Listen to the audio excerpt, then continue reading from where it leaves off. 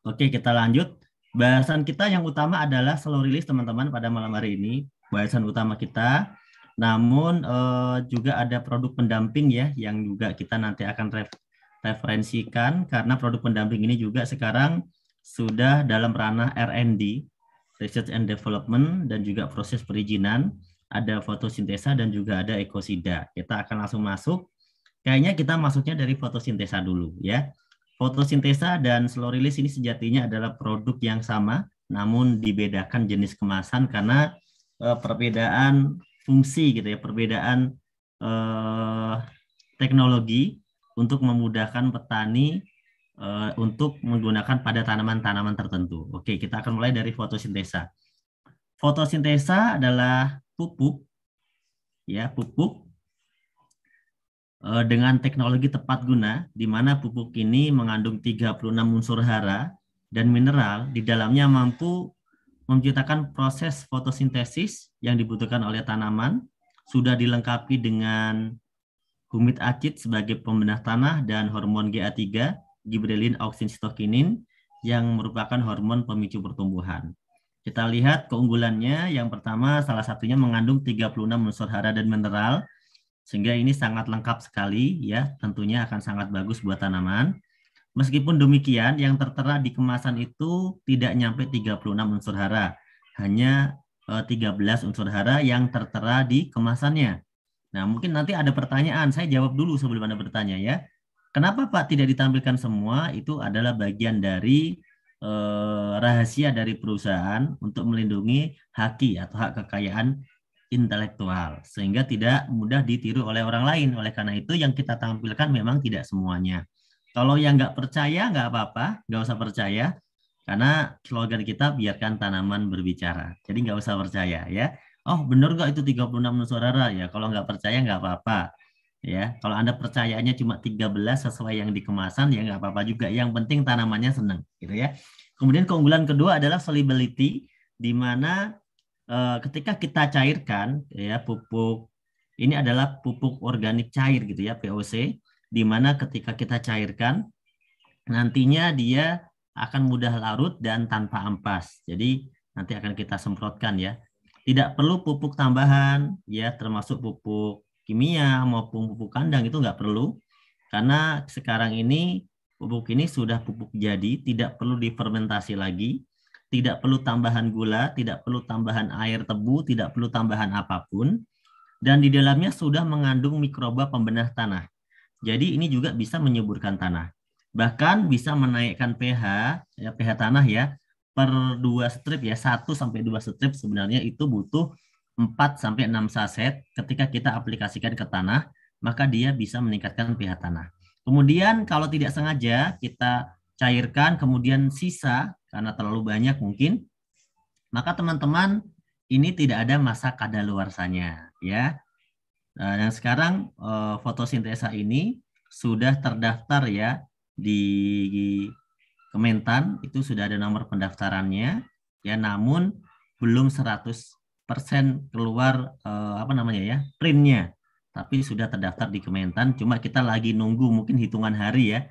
Dalam hitungan hari kita nunggu print perizinan resminya, kita doakan sama-sama semoga pupuk fotosintesa ini begitu nanti keluar izinnya omsetnya langsung luar biasa. Malam hari ini kita berikan pemahaman dulu ya terkait produk ini.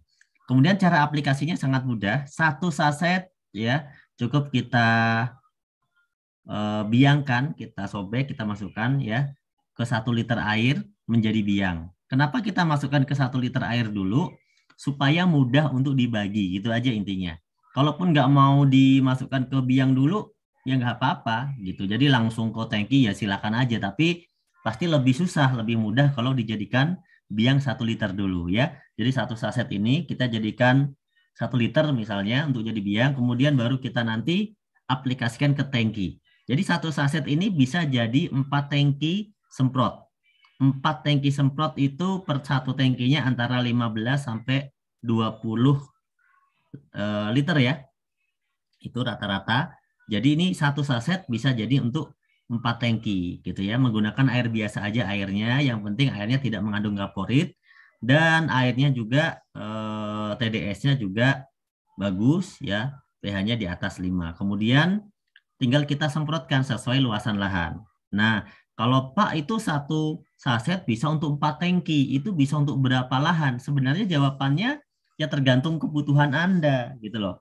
Kalau petani itu biasanya udah tahu dia nyiramnya itu butuh berapa tangki, itu udah paham.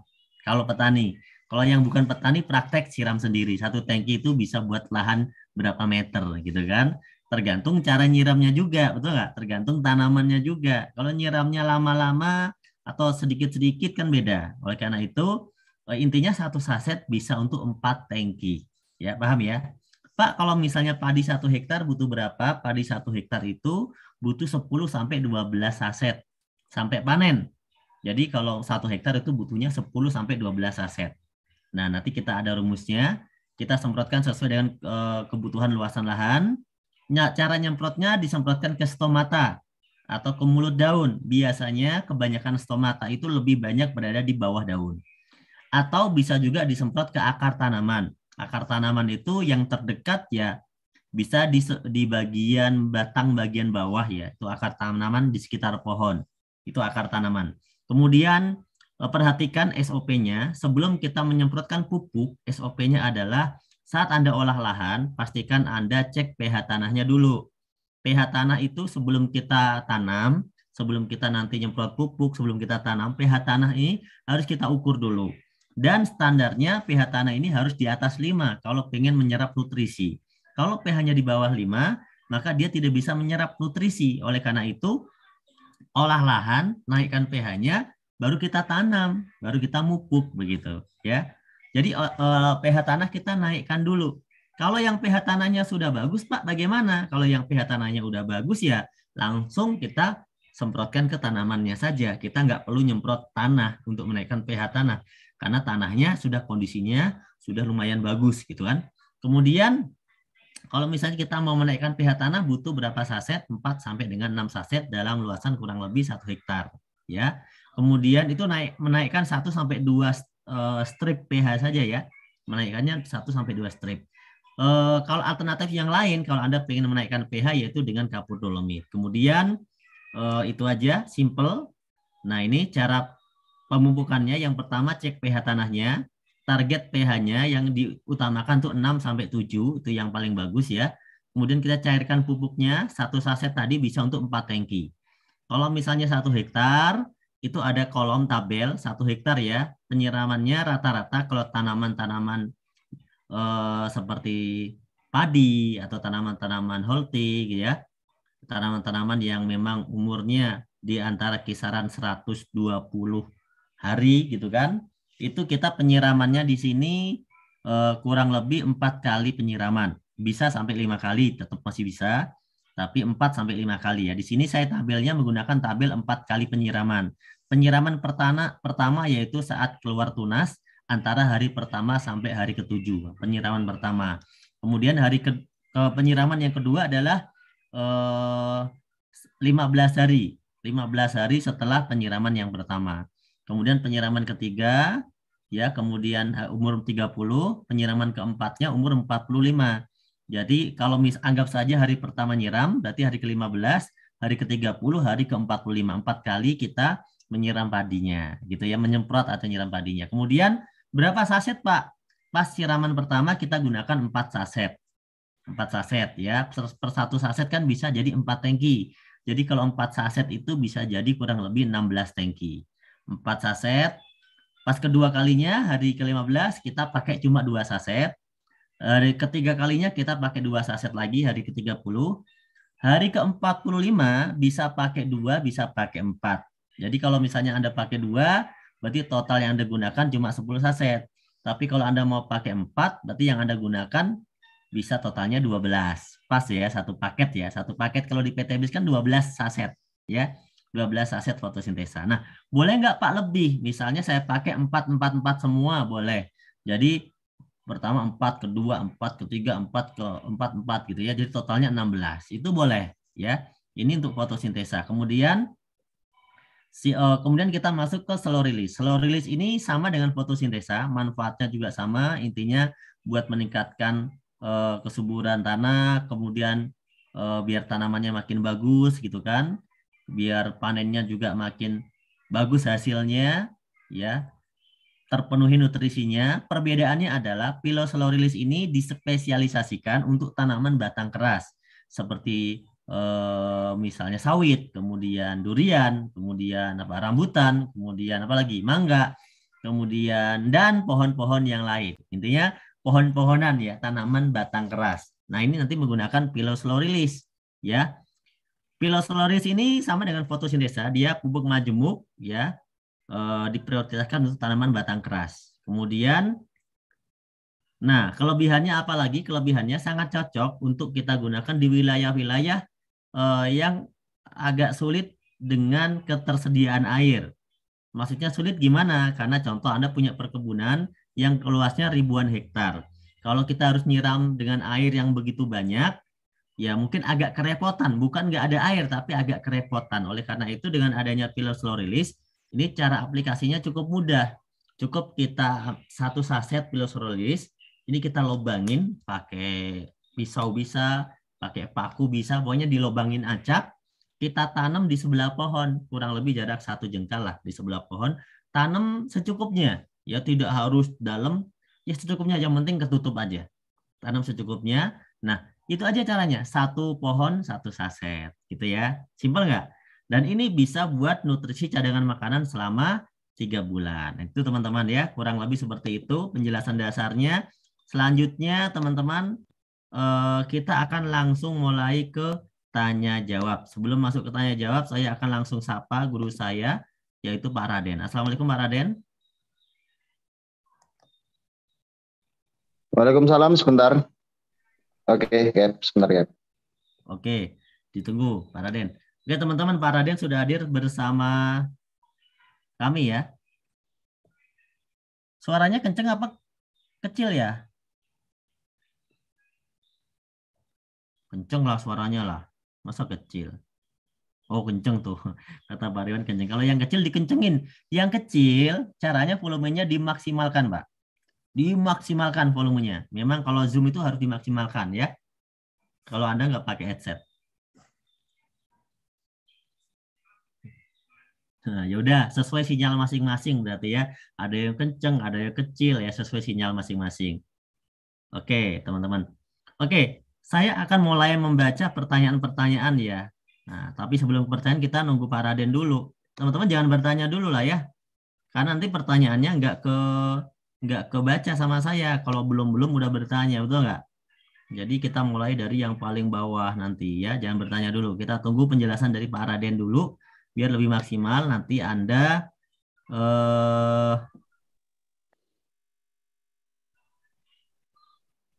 Salam pecel. ya, petani cerdas luar biasa. Lanjut, Pak Raden. Oke, terima kasih atas waktunya. Assalamualaikum warahmatullahi wabarakatuh. Rekan-rekan Assalamualaikum warahmatullahi semuanya. wabarakatuh. Alhamdulillah. Jangan lupa ngopi dulu. Oh iya, saya belum ngopi nih. Kopi 3.000.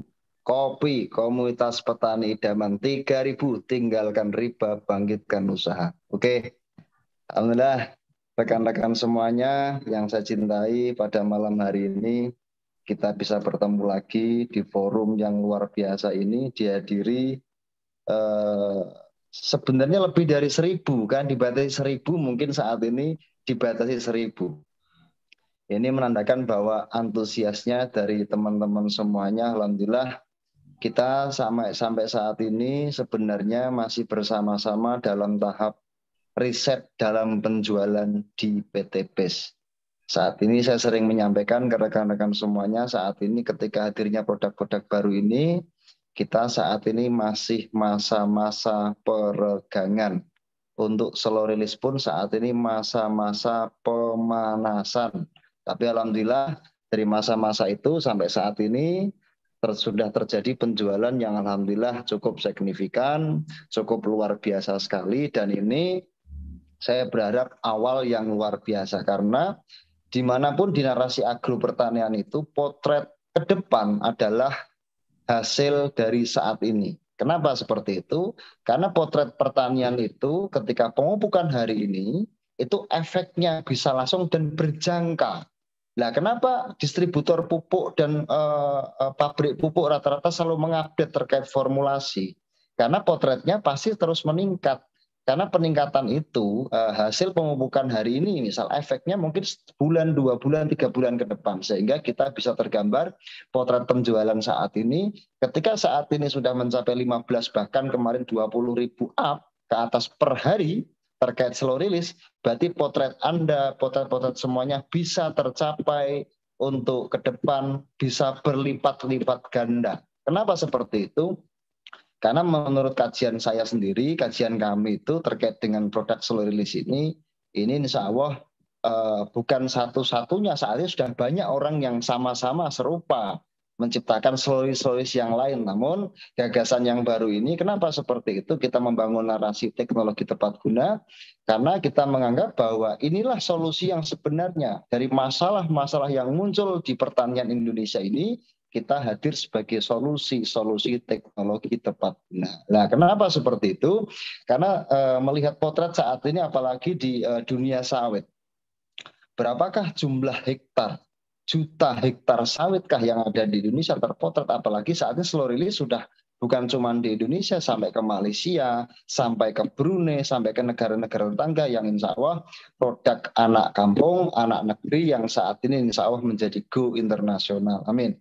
Makanya tergambar dari itu, insya Allah bukan cuma sawit, tapi banyak perkebunan-perkebunan di luar sana yang membutuhkan pupuk, majemuk, makro, dan mikro. Tapi saya kembali lagi, kami di perusahaan tidak menampilkan terkait kandungan, kami hanya menampilkan mikro anorganik, karena kami menimbang bahwa kami pengen bersifat netral, tidak mau membawa narasi apapun, kami hanya berbasis narasi teknologi. Sehingga insya Allah PTBS atau kita semuanya mampu bersaing dengan negara-negara tetangga. Tapi alhamdulillah lagi, saya sampaikan lagi terkait fotosintesa, kemasan yang baru itu sudah tampilkan nomor pendaftaran. Biasanya di pupuk yang sudah berizin pun itu nomornya nomor pendaftaran SK bla bla bla bla. Meskipun itu bersifat sementara, resmi sah penjualan sampai Juni 2022, namun kita akan merilis nomor kentan yang sesungguhnya. Tidak ada perubahan nanti, hanya perubahan di nama base-nya saja. Itu hanya berbentuk angka sesuai dengan nomor urut pencetakan dari uji Kementan, itu saja. Tapi insya Allah itu sudah sah. Dan alhamdulillah dengan sekian lamanya kita menunggu produk fotosintesa, dan akhirnya saat ini sudah 99%. Bahkan hari ini saya pun ada meeting dengan beberapa Kementan. Alhamdulillah ini sudah menunggu hari untuk antri dalam cetak Kementan. Kemudian kami akan mengurus terkait OSS pendistribusian tunggal ke PTBS, delegasi wewenang ke pihak ketiga, distribusi ke PTBS Bandung, sehingga insya Allah ke depan akan kita launching sejajar, bahkan masuk dalam sistem PTBS, dan insya Allah bisa teman-teman semuanya bisa nikmati itu semuanya, milik kita bersama. Lah, kemarin-kemarin terkait slow release, fotosintesa, dan lain sebagainya, slow release apalagi saat ini, ledakan kita itu terjadi bukan saat ini. Tapi potretnya adalah di tahun-tahun ke depan, menimbang bahwa slow release ini sebenarnya muncul kentanya pun kita menampilkan kentan per tanggal 8 November 2021 betul ya. Terus kemudian baru berapa bulan, padahal potret itu sudah dibantukan dari sebelumnya yang sudah kita menjual dalam tahap R&D. Meskipun waktu dulu ada perdebatan panjang, oh ini nggak ada kentanya aman atau tidak dan lain sebagainya. Tapi alhamdulillah kita melewati fase-fase itu, dan saat ini sudah ada kentanya pun masih ada pendapat kenapa kandungnya tidak menampilkan semuanya, masih ada aja, tapi kita enjoy. Kita berharap teman-teman semuanya, mitra-mitra mewakili dari beberapa golongan petani untuk menjelaskan bahwa inilah yang dibutuhkan tanaman untuk saat ini. Bahkan kalau menimbang seperti itu banyak sekali hal-hal yang di luar narasi itu, banyak sekali saat ini. Contohnya seperti ini. Kenapa kita menampilkan semuanya? Ada produk sabun yang notabene saat ini jadi pupuk. Ada. Izinnya sabun tapi jualnya bisa jadi pupuk. Micin itu jualnya buat makanan, kenapa jadi pupuk? Jadi banyak narasi yang diselamurkan, banyak hal. Jadi itulah menjadi narasi perusahaan untuk membangun sebuah sektor bisnis masing-masing. Tapi alhamdulillah saat ini slow release dan fotosintesa sudah resmi, insya Allah resmi 99%. So, fotosintesa yang khusus fotosintesa 99%, saat ini tinggal kami pendistribusian ke PTB saja. Tapi insya Allah tetap kami kawal semuanya, mitra-mitra semuanya, teman-teman semuanya. Saya berharap teman-teman semuanya bisa mendapatkan apa yang diinginkan, bukan pada nilai poin. Poin itu nomor 2. Tanaman bicara nomor 1. Tanaman bicara poin nomor 2, kemudian itu pasti otomatis. Karena korban berjatuhan saat ini bukan karena petani itu nggak peduli. Yang penting tanamannya bagus, nanti dia mengikat. Sektor bisnis dulu pasti dia mengikat. Tapi insya Allah dengan narasi yang kita bangun bersama ini, tanaman bicara itu sangat memudahkan mitra baru atau calon mitra atau petani-petani yang belum bergabung. Insya Allah ke depan semuanya potret petani hampir lebih dari 20% tergabung di mitra PTBes. Oke. Itu sedikit pemaparan dari saya. Kembali kita lanjutkan untuk sesi tanya jawab. Saya kembalikan lagi waktunya untuk Kapten. Terima kasih. Ya, oke Prof. Terima kasih Prof atas penjelasan awalnya. Dibuka aja Prof biar bisa tanya jawab kita. Oke, sekarang sebelum masuk ke pertanyaan yang lebih spesifik ya Prof. Kita ini kebetulan kan kita ini live kan di YouTube ya Prof. Biar sekaligus nanti bisa buat pembelajaran ulang buat mitra-mitra, karena kita belum sempat bikin video podcast atau video-video yang lain ya. Oke, sekarang kan masih, ini mungkin pertanyaan yang sama, tapi nggak apa-apa. Saya sengaja tanyakan terus dan sudah ada yang tanya sebenarnya mengenai ini pupuk organik atau kimia. Sebenarnya jawabannya mungkin tidak akan kita jawab ini organik atau kimia ya, tapi saya pengen teman-teman ini dapat penjelasan sebenarnya organik itu dibutuhkan tanaman enggak, kimia itu dibutuhkan tanaman enggak, dan dua-duanya ini sebenarnya pupuk ini sama-sama dibutuhkan atau enggak kan gitu. Karena ada bahasan kalau yang kita lihat di luar bahwa pupuk kimia itu merusak dan sebagainya misalnya, tanda kutip ya. Nah sebenarnya seperti apa sih Prof organik kimia itu sebenarnya? Kalau bahasanya sebenarnya banyak orang-orang mengasumsikan semuanya benar, tergantung cara berpikiran masing-masing. Tapi kita semuanya dasarnya riset. Riset itu membuktikan bahwa narasi yang terbangun dari sebuah ide pemikiran menjadi sektorial dan nyata. Dan kami insya Allah sudah meriset itu. Jadi gini, saya tidak pernah menyalahkan orang yang membawa narasi kimia dan organik. Tidak ada yang salah. Semuanya benar. Tapi saat ini kami punya gagasan tersendiri terkait ini.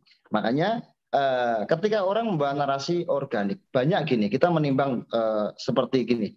Di daerah-daerah tertentu, orang sudah nggak mau menggunakan pupuk organik.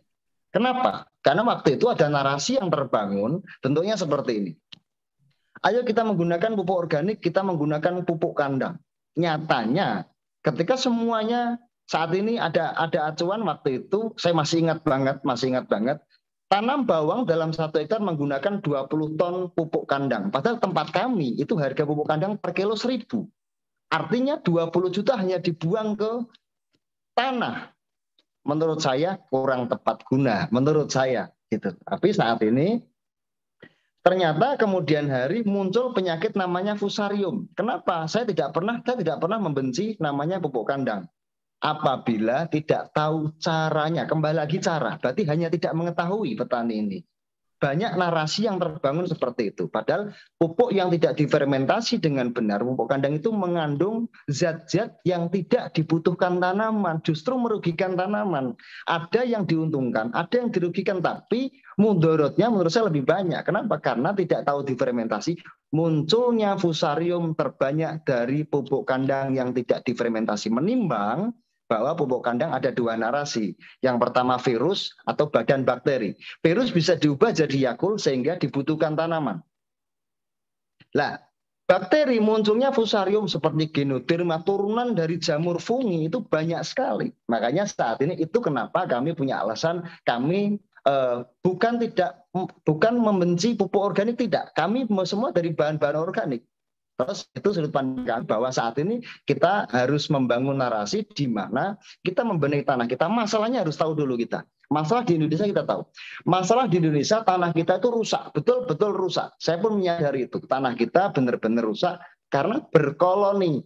keras. Kalau orang Jawa bangka, itu keras. Kenapa? Karena kalau tanahnya keras, waktu itu butuh unsur pembenah tanah. Waktu mbah-mbah saya pembenah tanah terbaik adalah palawija. Kacang-kacangan itu mengandung bakteri nitrogen terbaik sepanjang masa, dan itu pembenah tanah terbaik.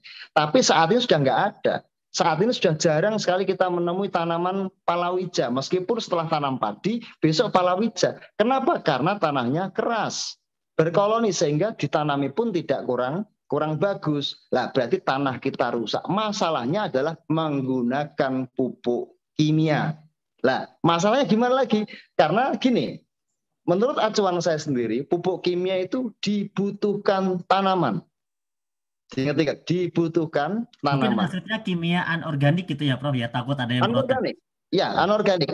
Anorganik itu atau bahasanya saat ini umumnya bahasa kimia itu dibutuhkan tanaman, tapi ditolak tanah kita. Itu masalahnya. Selalu meningkat, itu masalahnya. Berarti butuh solusinya. Kembali lagi kita sektor masalah, jawabannya adalah solusi. Jangan fokus pada masalahnya, fokus pada solusinya. Solusinya adalah di mana kita membenahi tanah kita, adalah tugas kita. Tapi dibutuhkan tanaman. Gitu kan? Sudut kami, dan kami saya sampaikan bahwa produk-produk kami semuanya dari bahan-bahan organik. Nggak mungkin saya jelaskan detailnya terkait produk-produknya terbuat dari apa. Itu sangat tidak mungkin karena berkaitan dengan haki. Namun kami dari bahan-bahan organik yang prosesnya itu secara kimia. Proses semuanya kimia. Proses fermentasi pun kimia. Saya bikin kopi tadi, kopi, air panas, dan gula. Prosesnya pun kimia. Meskipun dari bahan-bahan organik, kopi kategori itu. Makanya saat ini asumsi saya menjelaskan bahwa produk-produk kami produk-produk dari bahan-bahan organik. Terkait penjelasan lain kami tidak bisa menjawab. Namun perbedaan menurut saya adalah masalah kita adalah bumi kita rusak gara-gara banyaknya pupuk anorganik. Banyaknya. Kenapa banyaknya? Gini, kembali lagi. Di Indonesia ini, kenapa saya membangun narasi teknologi tepat guna? Karena saya menganggap teknologi di Indonesia belum tepat guna. Kenapa? Gini, kita belanja punya uang 100 juta. Masa iya belanja fotosintesis selalu dapatnya cuma berapa blok? Regional aja cuma 3.000 berapa ton? Nggak banyak itu. Dibandingkan jika Anda belanja 3 miliar, itu dapat pupuk tunggal berapa ton? Banyak sekali ton. Tonasenya banyak. Lah, tonase itulah banyaknya kita kasih kepada tanah itu kemudian ditolak oleh tanah kita. Kembali lagi banyaknya. Berarti artinya tanah kita rusak. Masalahnya berarti solusinya butuh unsur pembenah tanah. Dan zat-zat yang dibutuhkan tanaman. Kembali lagi saya ulangi, produk-produk kita semua dari bahan-bahan organik. Insya Allah kita juga membenahi tanah, menaikkan pH tanah, kemudian mampu diterima oleh tanaman itu sendiri. Terima kasih, Kapten. Oke, Prof. Berarti secara izin kita memang menggunakan izin anorganik ya, Prof ya. Namun Anorganik. anorganiknya kita itu kalau disebut misalnya ada orang bilang kan pupuk anorganik merusak tanah. Kita bisa silakan dibuktikan. Coba pupuk kita dikasih ke tanah kira-kira rusak apa malah bagus gitu ya. Oke, itu bisa juga seperti itu. Tapi sudut pandang kami itu kan hanya narasi administratif, kan. Kalau kami bicara sudut pandang perusahaan narasi administratif. Contohnya misal, produk kami ketika kami pengen mengizinkan terkait organik Indonesia, Innovis Indonesia atau organik Indonesia, kami harus membatasi terkait kandungan. Dan kandungan itu padahal ada sisi lain, itu dibutuhkan tanaman. Dan kami tidak bisa melakukan itu. Yang penting kita tahu masalahnya sehingga kita tahu solusinya. Sekitar itu saja. Kita Iya, kembali iya, lagi iya. pada Jadi asas sebenarnya kemanfaatan data. kenapa kita nggak memilih untuk diorganikkan? Karena juga ada aturan-aturan pembatasan ya di sana. Pembatasan. Selain daripada ya narasi-narasi lain itu ya. Oke, oke. Jadi biar teman-teman paham. Jadi kenapa yang digunakan adalah teknologi tepat guna? Karena kalau kita menggunakan narasi organik, anorganik, maka tidak akan ada selesainya, teman-teman. Jadi kita di sini fokus kepada solusi bagaimana menggunakan teknologi tepat guna dan menggunakan fotosintesa dan selorisi ini ternyata bisa menyuburkan tanah karena dia ada pembenah tanahnya tadi juga ada ya kan. Nutrisi tanamannya juga yang dibutuhkan lengkap, tercukupi karena tidak dibatas-batasi juga gitu ya. Batasannya itu nggak seperti batasan kalau masuk kategori pupuk organik kan batasannya lebih lebih sedikit ya Prof ya gitu ya. Jadi teman-teman harus paham ya. Jadi Dan itu merupakan dari hak daripada pilihan daripada produsen atau daripada perusahaan untuk membuat hal semacam ini karena kita pingin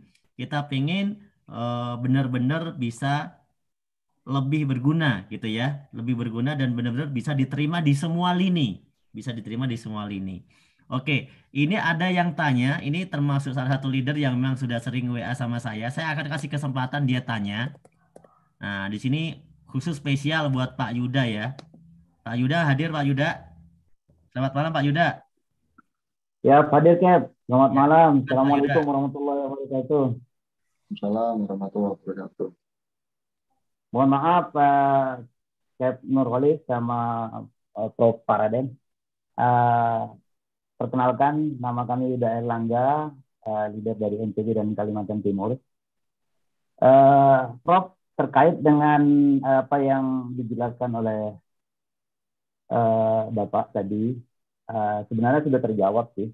Kami coba masuk ke link-link FB, kemudian media-media sosial dari komunitas petani, petani sawit dan lain-lain. Di situ kami menemukan banyak sekali apa namanya semacam narasi yang begitu negatif terhadap produk kita. Tapi selama ini kami pribadi sih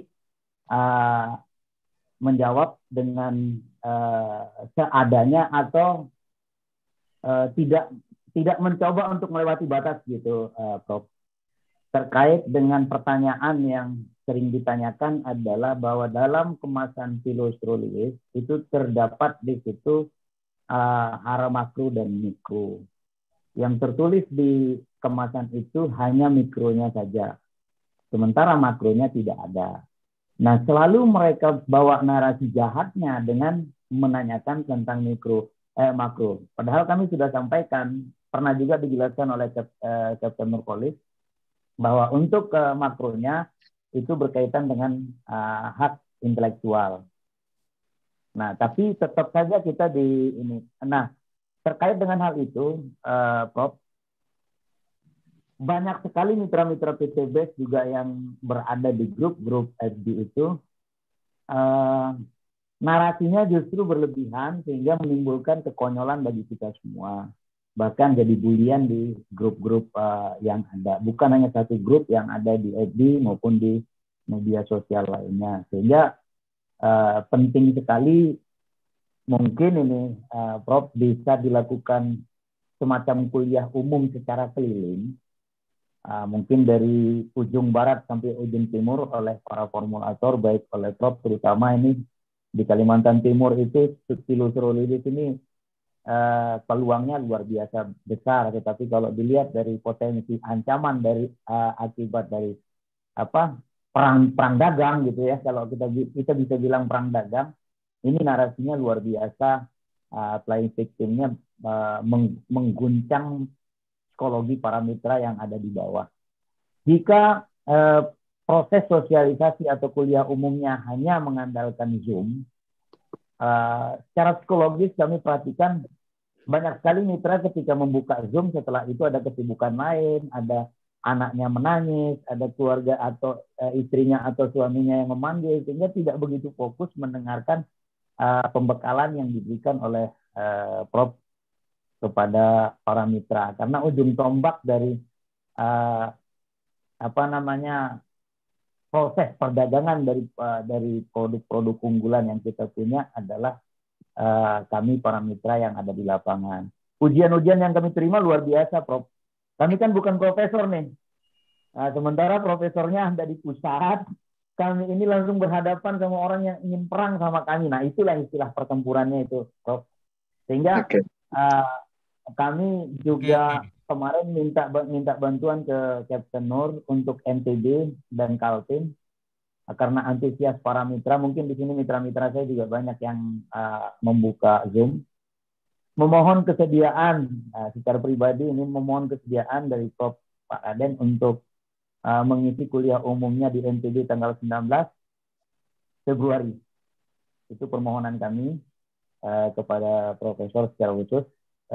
Semoga ini bisa mengatasi ketidakpercayaan diri dari para mitra menghadapi tekanan-tekanan dari para kompetitor. Demikian, Prof, pertanyaan sekaligus permohonan kami dari NTB dan Kalimantan Timur. Assalamualaikum warahmatullahi wabarakatuh. Waalaikumsalam warahmatullahi wabarakatuh. Ini menarik juga ini. Menarik juga, ujung-ujungnya saya suruh seminar lagi. Jadi gini. Udah berapa kali Pak Raden? Udah berapa kali tur kemarin ya Pak Raden? Ada lebih dari 100 tur saya seluruh Indonesia sebenarnya. Tapi kalau menimbang saat ini antusiasnya. Jadi saya sebenarnya kemarin di tahun 2021 lebih dari 100 seminar di seluruh Indonesia. Sabang Merauke, dari mulai Palu dan lain sekitarnya. Sampai ujung ke mana, ke Medan, sampai ke timur, sampai kemana-mana. Nah, Yuda sebenarnya terlambat pas minta, pas udah mau libur ya Prof. Saya ini izin libur, izin sementara, sebulan 2 bulan terakhir ini izin ngopi di rumah. Karena kemarin saya banyak keliling, pulang-pulang di rumah dipanggil Pak D oleh anak saya. Tak lupa kan Pak. Gitu. Oke. Tanggal 19 Februari Prof. Saya gini Pak, terkait saya kapan ngisi seminar lagi, saya masih menjadwal karena kami di sini masih fokus pada produksi. Namun menjadi bahan pertimbangan kami di sini untuk bagaimana kami menyelesaikan tugas-tugas yang telah terpenggalai kemudian kemarin-kemarin. Insya Allah nanti kita akan diadakan seminar-seminar lagi di lapangan. Mungkin kami hanya butuh mengatur waktu untuk kami bisa keliling lagi, Jadi gini, saya memahami lah alur teman-teman semuanya. Itu pun dialami bukan cuma Bapak, tapi semua mitra di awal-awal memperjuangkan fotosintesa dan seluruh itu harus siap-siap dicemooh ke sana kemari. Sama Pak, saya pun sama, jangan kaget. Jadi memang harus melewati fase itu. Kalau nggak gitu nggak keren Pak. Ini. Jadi kan memang sebelumnya memang banyak sekali narasi yang dibangun. Karena apa? Karena di luar narasi politik will, saya sampaikan, di luar narasi politik will. Karena termeset dalam narasi pemikiran petani kita atau sudut pandang kami di perusahaan atau perusahaan itu punya cara masing-masing. Setiap perusahaan pasti punya R&D, punya riset, punya cara untuk menentukan kebijakan, apalagi di sawit itu menjadi aturan nasional. Sehingga cara pun pengupukan seperti ini, tapi logikanya seperti ini kalau saya. Kita sering melihat bahwa sawit itu dipupuk dengan pupuk tunggal atau NPK, dipupuk muter ke sana kemari, terus sana kemari, kan gitu kan? Tapi nyatanya gulmanya, subur tanamannya tidak berkembang dengan baik. Pertanyaannya gini, pupuk ketika kita taburkan ke sana kemari, pupuk interval kenapa 15 hari? Saya sampaikan. Karena pupuk itu menguap selama 15 hari. Ditangkap dan tidak tergantung pada pH tanah. Gitu. Nah, pH tanah itu harus di atas 5-7. Di bawah 5 tanaman tidak mampu menangkap nutrisi. Berarti butuh formulasi di mana menaikkan pH dulu baru tanaman makan nutrisinya. Logikanya seperti ini. Kita ada kopi, ada makan enak di sekitaran kita, tapi kita di tempat pembuangan sampah muntah Pak. Gak nyaman kita. Tanaman butuh tempat nyaman untuk menangkap. Seperlunya dia. Seperti itu. Dan itu memang peluang dari kita semuanya. Itu justru peluang, tantangan bagi saya. Karena memang kenapa ledakan saat ini sekian banyak. Kalau melihat jumlah penjualan per bulan di kami, saat ini lebih dari 70.000 hektar sawit yang sudah menggunakan slurry tersebar seluruh Indonesia. Menurut data. Karena jumlah PV-nya jelas. Dalam satu box isinya 12 PV, 120 saset. Kali berapakah banyak jumlah yang terjual? Berarti sudah berapakah dibagi 140 batang pokok? Ada yang 120 batang pokok. Berarti sudah banyak sekali yang sudah menggunakan. Lebih dari 70.000 hektar. Artinya dan itu terus meningkat Pak. Grafik terus meningkat. Artinya pun itu pun orang-orang saya yakin tidak semudah itu menjual itu, sama seperti awal-awal pasti dicemooh ke sana kemari karena tidak percaya. Itulah bentuk gagasan baru kita memperkenalkan produk dan itu sah-sah saja. Makanya sering saya sampaikan bahwa ketika kita menggunakan narasi yang kita bangun, kalau saya menggunakan narasi nggak perlu mulu-mulu Pak. Kalau saya nggak suka dengan narasi ya sudahlah. Saya ada cerita ini hanya sekedar cerita. Waktu itu saya mengenalkan produk-produk itu sudah berapa tahun silam, berapa tahun yang lalu itu saya bahasanya tak seperti ini, Pak ini ada produk nggak masuk akal, saya sendiri nggak percaya meskipun itu buatan saya.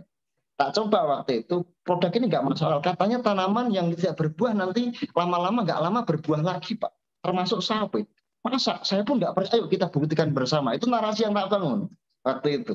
Kemudian kita buktikan bersama, ternyata betul real, 3 bulan, 4 bulan, berapa itu sudah berubah menjadi berbuah dan sangat bagus sekali. Kemudian bertanya-tanya orang tersebut. Saya nggak menyebut perusahaannya apa, cuma bertanya, nah, sekarang saya menjadi teman join. Dulu teman join. Jadi bertanya, itu pupuk apa? Kok bisa, saya nggak masuk akal, barangnya sekian kecilnya, tapi bisa membuat efek seperti ini. Jadi saya narasinya bahwa nggak tahu itu pupuk tipu-tipu. Nyatanya kita datang aja sudah ketipu kan gitu kan, dengan sudah berbuah banyak. Jadi kita yang penting satu, Pak. Makanya saat ini bisnis adalah trust. Trust adalah bisnis kepercayaan. Bagaimana kita membangun kepercayaan itu dengan narasi yang kita bangun adalah biarkan tanaman bicara. Kalau kita ngomong, kita pasti nggak, kita PTBS nggak jualan kecap. PTBS tidak jualan suatu produk dengan membesar-besarkan, tidak. Saat ini narasi dibangun biarkan tanaman bicara. Kalau ada bukti otentik terkait produk hasilnya bagus, pasti bertanya-tanya. Karena tanaman itu jujur. Kemudian ngomong kepada petani sekitar, kemudian order kepada Anda. Itu prinsipnya. Jadi saya kira tantangan bagi kita semuanya memperkenalkan produk ini adalah, tapi ketika sudah mencoba saat ini, kenapa ledakan saat ini? Karena kemarin saya habis telepon-teleponan dengan beberapa teman yang di Muara Bungu. Pertama ditolak mati-matian, Pak. Tapi kemarin orderannya per sekali kirim itu minim sekali orderan ratusan juta tiap hari. Kenapa? Karena tolakan di awal itu tantangan bagi kita semuanya. Karena waktu itu mencoba 1 hektar, kemudian hasilnya tampak di order 10 hektar. Ada yang nyoba, dia punya kebun Pak, di Muara Bungu kan banyak sekali orang pribadi yang punya kebun luas. Kemudian dia punya 700 hektar, coba dulu 10 hektar, hasilnya bagus, 700 hektar dipupuk semuanya. Berarti narasi yang dibangun adalah bukti. Petani itu butuhnya bukti, bukan sebuah janji. Dan insya Allah produk-produk PTBS ini membuktikan bahwa secara asas kemanfaatan kita sudah insya Allah tidak diragukan lagi. Karena memang dari sekian banyak, kalau memang dirasa tidak bagus, nggak mungkin ada orderan, Pak. Kenapa meningkat? Karena terbukti bagus. Meskipun banyak orang yang menyerang, itu sah-sah saja. Tantangan bagi kita semua. Kurang lebih seperti itu. Terima kasih, Pak. Oke, Prof. Terima kasih, Prof. Kita kembali ke tema sawit. Ini ada pertanyaan yang sudah mulai menjurus ya, tentang dosis. Tadi kalau sawit kan mungkin saya jelaskan, 1 saset itu kurang lebih 1 on ya, Prof. Itu bisa untuk 1 pohon ya. Nah, ini aturannya, ini untuk pohon yang umur berapa? Ketika umurnya misalnya 5 tahun, atau mungkin ada yang umurnya mungkin masih 3 bulan, atau mungkin yang 1 tahun, atau mungkin yang udah puluhan tahun. Nah, seperti apa perbedaan dosisnya, Prof? Oke, jika mungkin sawit, saya sarankan gini. Apa perbedaan fotosintesa dan slow release? Kembali lagi saya sampaikan bahwa fotosintesa adalah pupuk cair. Di mana teman-teman ternyata sekitaran itu ada air, silakan pakai fotosintesa. Hasilnya toh sama. Bagus. Kalau fotosintesa fast release, bukan slow release. Berarti fase cepat sekali dia reaksinya. Tapi slow release, saya sampaikan lagi, Pak, kenapa sih kita pakai slow release kok buahnya baru tampak sebulan 2 bulan? Kan fotosintesa seminggu 2 minggu sudah kelihatan. Bedanya kalau fotosintesa itu pakai mobil jet, fast release. Kalau slow release itu slow, pelan-pelan. Yang penting cepat sampai. Saya sampaikan seperti itu dengan bahasa yang lelucon. Karena gini, jadi bedanya adalah pupuk fotosintesis dan seluruhnya adalah pupuk fotosintesis adalah pupuk cair, seluruhnya adalah pupuk padat. Di mana pupuk padat itu digunakan untuk daerah-daerah yang tidak terjangkau air. Di Indonesia banyak sekali daerah-daerah yang tidak terjangkau air. Nggak mungkin bawa tangki beribu-ribu liter untuk dibawa naik ke gunung. Makanya solusinya adalah slow release, pakai pupuk lainnya, pupuk tunggal atau NPK, pasti bawahnya bertonton. Kita pakainya cuma berkilo-kilo, beron-on, gitu saja. Jadi saya kira saya sampaikan berulang-ulang, jika slow release ini 1 saset itu digunakan jika memang untuk tanaman yang sudah produktif di atas 5 tahun, sudah produktif, apapun tanamannya. Ternyata tanamannya sudah di atas 10 tahun dan gede banget, tambah 2. Kita hitung aja. Rata-rata kuncinya adalah dalam 1 saset itu menambah 20 kg beban.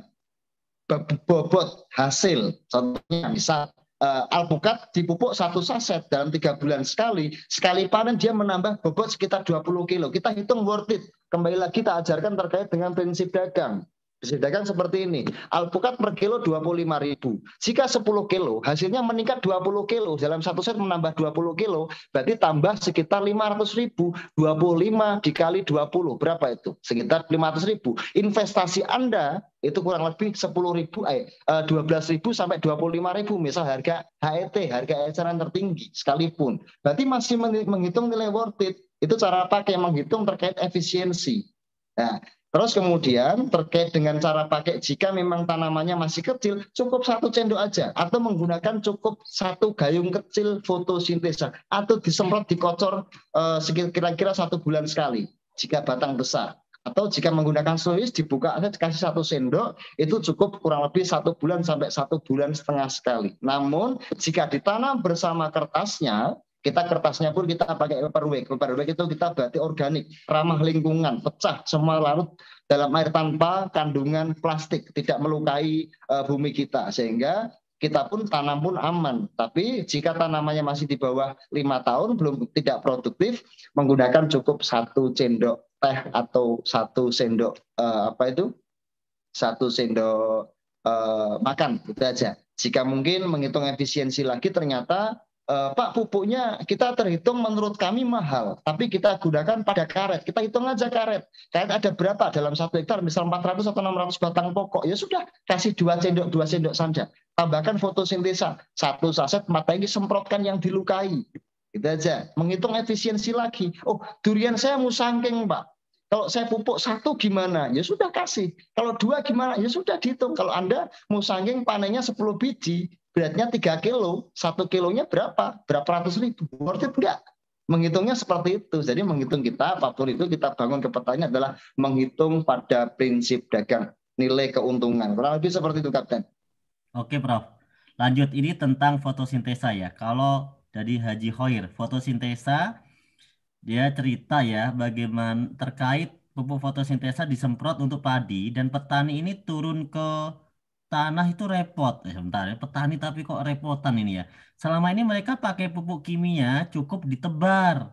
Kebanyakan petani pakai pupuk kimia lebih mudah, cukup penyebar, tidak turun ke sawah. Nah, gimana penjelasannya? Oh, Kalau penjelasannya. penyebar pun kan turun ke sawah. Nggak mungkin sebarannya kemudian pakai pistol mungkin nggak turun ke sawah. Atau pakai ketapel mungkin nggak turun ke sawah. Tapi nyebar pun bukan turun ke sawah. Semprot Nyebar pun juga turun ke nyemplung ya, sawah. Prof ya? Nyemplung juga ya? Nyemplung juga. Saya juga punya sawah, Pak. Jadi kita paham. Cuman gini, Bingung kalau ini. saya simpel, kalau memang ternyata pakai pupuk kimia, itu lebih mudah pakai pupuk kimia aja. Nggak usah pakai fotosintesa, sesimpel itu. Kalau dirasa tepat dan lebih irit, hasil pengen peningkatan bagus dan membenahi tanah kita, pakai fotosintesa, sesimpel itu jawaban saya. Gitu, Kak. Siap. Iya. Saya juga bingung ini ya. Oke. Atau mungkin pakai drone. Kalau di luar negeri pakai drone, tapi drone perlu diantisipasi jika padi mungkin oke. Karena anginnya pun membolak-balik stomata. Karena tanaman tuh makan dari stomata dari bawah ke atas. Nyemprot padi pun kan harus dibolak-balik gini spire-nya. Ya, kalau Soal drone seperti cuma dari itu. atas aja ya, dia nggak bisa bolak-balik. Ya, kenapa drone sampai saya dianggap kurang efektif? Karena itu, kecuali memang tanaman-tanaman yang mampu ketika kena hempasan angin drone, itu terbolak-balik stomatanya baru kena. Jika tidak, tetap kena mantel punggung. Berarti punggung dikasih kuah, tanamannya nggak makan, malah marah-marah gitu, Kapten. Ya. Terus ini dari Pak Trason, ada narasi yang terbangun bahwa pohon sawit itu maksimal dapat berbuah hanya 8 tandan. Bagaimana menurut Prof narasi atau pendapat seperti itu? Gimana, Cap? Pohon sawit itu katanya ada narasi bahwa maksimal hanya 8 tandan berbuahnya. Dia tanya tentang sawit ini sebenarnya. Kalau itu boleh-boleh saja. Memang kebanyakan rata-rata 8 tandan. Tapi kuncinya berarti bukan seperti itu. Menurut saya, 1 pelepah itu membawai 1 buah. Terhitung berapa jumlah pelepahnya. Gitu. Nah, jika kuncinya sawit adalah ketika pelepahnya naik seperti ini, otomatis dia tidak mampu. Kenapa naik? Karena tidak ada buahnya. Jika dia sudah mulai turun, berarti tandanya buahnya muncul. Jadi intinya kuncinya adalah 1 pelepah membawai 1 buah. Kalau pelepahnya 10 berarti 10 buah. Tergantung kecukupan nutrisi yang kita kasih. Karena masalahnya adalah Ketika kita pemupukan yang tidak tepat, kita makan orang 10, makannya cuma 5. Otomatis yang 5 nggak makan. Yang 5 gendut, yang lainnya kecil, itu masalahnya. Jadi cara kita memberi kurang makan. Ya, nutrisinya nggak cukup itu ya, Prof? Nggak cukup. Mencukupi yang kita kasih kepada tanaman. Kita memberi jika keadaan terpaksa, tapi yang dibutuhkan. Beramal kan bagi orang yang membutuhkan. Kan gitu. Sama teorinya, kita memberi kepada yang dibutuhkan tanaman. Tidak melebih-lebihkan, mubazir. Tapi kurang pun kasihan, berebut nanti, kan seperti itu Kapten, kira-kira. Oke, terima kasih Prof. Dari Pak Nurdin ini bertanya, apakah betul slow release nggak cocok buat tanah dengan asam yang tinggi? Wah, pertanyaannya gitu. Nggak cocok buat tanah yang kandungan asamnya tinggi. Boleh, berasumsikan boleh. Namun sering saya sampaikan bahwa saat ini pun saya masih ada beberapa mengawal terkait pertanian di Kalimantan, di Riau, yang lahan gambut, lahan asam itu pun sudah kita benih. Karena kami punya teori bahwa tanaman tidak makan tanah. Tanaman butuhnya nutrisi yang tercukupi. Kebanyakan air nggak bagus. Cukup. Kan gitu kan? Drop itu pH tanahnya. Kenapa asam tinggi nggak bagus? Karena asam tinggi berarti pH-nya drop. Ketika pH-nya drop, tanaman tidak mampu menangkap itu. Yang harus dilakukan adalah membenahi tanahnya, pH-nya naik, baru kita memberi makan. Nah, slow release itu membenahi tanah dan juga memberi makan. Prosesnya membenahi tanah dulu, baru memberi makan. Saya kira itu gagasan yang kami kurang setuju. Tapi kalau emang kurang percaya, jangan dicoba. Seperti itu, Kapten. Oke. Ya. Sebenarnya semua tanaman butuh pH yang bagus ya, Prof ya. Untuk menangkap nutrisinya. Untuk menangkap nutrisi. Jadi kalau misalnya tadi ada kalimat misalnya nggak cocok buat yang asam, ya sebenarnya bukan cuma pupuk slow release gitu ya. Ya semuanya juga pH-nya nggak boleh yang asam, tapi harus yang normal. Oke, tanah asam, tanah gambut, tanah mineral pasti berbeda. Tanah mineral pasti, kadar mineral kelebihan. Berarti harus bagaimana kita caranya, gitu. Nah, kalau tanah asam berarti tanahnya asam, pH-nya drop, tidak mampu menangkap nutrisi jika kita kasih makan, itu masalahnya. Berarti solusinya kita beri supaya menaikkan pH dan ditangkap oleh akar, sehingga memperbaiki fungsi akar, batang, serta daun. Kurang lebih seperti itu, Kapten. Oke, menarik Prof tentang tanah ini buat tambahan ilmu nih buat saya juga. Tentang tanah apa tadi? Tanah asam, tanah gambut, tanah macam-macam. Itu penanganannya kalau dari segi ilmu di pertanian seperti apa sih umumnya, Prof? Coba ini buat gambaran ya. Mungkin bisa saja di luar pupuk ya. Coba. Ada beberapa perbedaan terkait tanah, Kak. Karena memang tanah itu beberapa kandungan. Contohnya, tanah yang banyak kandungan kapur, pasti buahnya lebih manis. Seperti itu, buahnya lebih manis karena teori itu teori metodologi. Cuman gini, kembali lagi pada rumus itu, kita menanam, berarti yang bagus di tanah mineral. Ya bagus, tapi kalau nggak punya tanah mineral, apa kita harus memaksakan di tanahnya tetangga? Yang ngunduh tetangga nanti. Kan gitu kan. Bagaimana solusinya adalah menggarisbawahi bahwa tanaman butuh nutrisi di pH di atas 5. Di tanah apapun, teorinya apa? Tanaman butuhnya cuma air yang nutrisinya tercukupi. Sampai itu minumnya air 20 liter per hari. Kalau kelebihan nggak bagus juga. Kalau banjir kurang bagus. Kenapa? Karena nutrisinya tidak mencukupi terkait hara.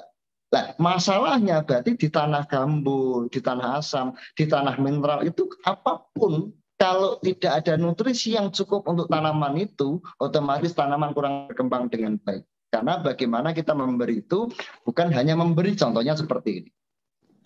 Kita sering melihat TV, bangun tidur jam 10, kesiangan.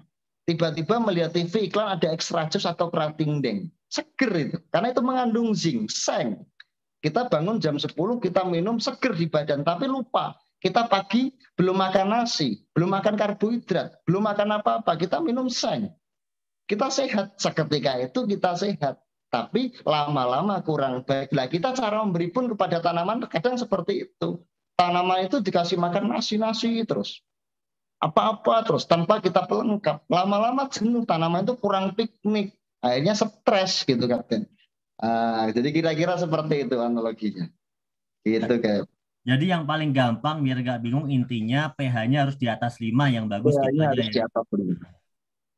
Ini ada lagi Pak Rustanto. Setahu saya tanaman itu memiliki dua fase hidup, yaitu fase vegetatif dan generatif. Kalau saya lihat Betul. dari tabel tadi diterapkan cuma sampai umur 45. Berarti pupuk fotosintesa itu hanya digunakan di fase vegetatif saja ya? Gitu pertanyaan. Berarti simakannya seperti ini. Kalau jawabannya simpel. Masa vegetatif dan generatif. Masa tanam bayi baru lahir itu masa vegetatif, dan masa generatif adalah tengah-tengah umurnya. Jadi sampaikan ke petani masa tengah-tengah. Petani jelaskan vegetatif generatif nggak mudeng. Petani itu butuhnya duit yang berkah, itu saja. Jadi ketika padi tadi disampaikan bahwa terakhir 45 karena padi itu hamil 42 hari, 40 sampai 45 hari, itu masa generatif. Vegetatifnya dari mana? Penyemprotan, dicek pH-nya, jika masih di bawah 5, pH-nya disemprot sebelum tanam.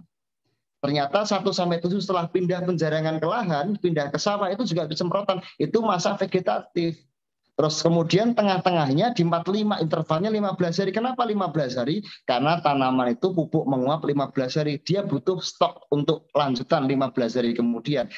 Berarti fotosintesa pun di awal 1-7 setelah munculnya tunas atau masa vegetatif, 15, 30, 45-nya itu masa generatif. Itu berlaku jika horti. Jika tanaman semusim, porang, ketela, itu pun dipanen 9 bulan, jahe itu 9 bulan. Berarti masa tengah-tengahnya 4 bulan. Kuncinya kita ngasih makan. Masa vegetatifnya berarti kita 1-7 setelah muncul tunas. Hari pertama tanaman adalah hari pertama munculnya tunas. Kemudian 15, 30, 45, 60, 75 boleh. Kalau enggak dilewati 90. Terakhir 120 tengah-tengah umurnya. Itu kuncinya. Berarti masa generatifnya. Lah petani kita terkadang enggak. Petani kita kalau sudah berbuah enggak dikasih makan lagi. Tapi kalau tanaman semusim, kalau kita kasih makan lagi percuma karena bentar lagi juga masa menunggu panen. Jadi harus menghitung nilai worth it, efisiensi dalam penanaman. Jadi sebenarnya masa vegetatif boleh aja dipupuk ya, cuma kurang Boleh. efektif kalau buat tanaman yang kayak tadi itu ya, Prof. Karena kan pas dia dipupuk nanti udah mau panen gitu ya, atau Mau gimana? panen. Lah menghitungnya nilai efisiensi lagi. Kalau logikanya 40 hari, 42 hari, 45 hari dikasih makan karena dia hamil. Kalau istri kita hamil butuh 4 sehat 5 sempurna untuk bekal dia melahirkan gitu kan. Nah, jadi intinya bekal untuk sampai 65 hari ke depan, 60 hari sampai dia persiapan untuk masa. Intinya kalau kita kasih lagi, nanti ada bulir-bulir baru, kita sempat pakai fotonya, bulir-bulir baru bermunculan sehingga nanti toh dipotong lagi. Kecuali dipotong 5 cm setelah tanam, disemprot lagi, hidup lagi. Itu masa vegetatif lagi. Salinibu namanya gitu, Kapten. Tapi saya kira menghitung efisiensi mentang-mentang bagus, terus kemudian 60-70 semprot lagi, itu kurang tepat. Kurang tepat. Menurut saya kurang tepat. Jadi saya kira terakhir 45, kalaupun mau ditambahkan lagi di umur 55. Nggak lebih dari 60 hari itu masih efektif. Gitu, Kapten. Oke. Kemudian kalau pupuk fotosintesa ini mengandung bakteri tertentu, apakah bisa bakteri tersebut itu masuk melalui stomata penyemprotan? Aplikasinya sebenarnya yang bagus itu disemprot atau disiram atau dikocor gitu ya. Bakteri bisa nggak sih kalau memang ada bakterinya, apa bisa masuk melalui stomata? Mungkin maksudnya kenapa nggak ke tanah gitu kali, Prof?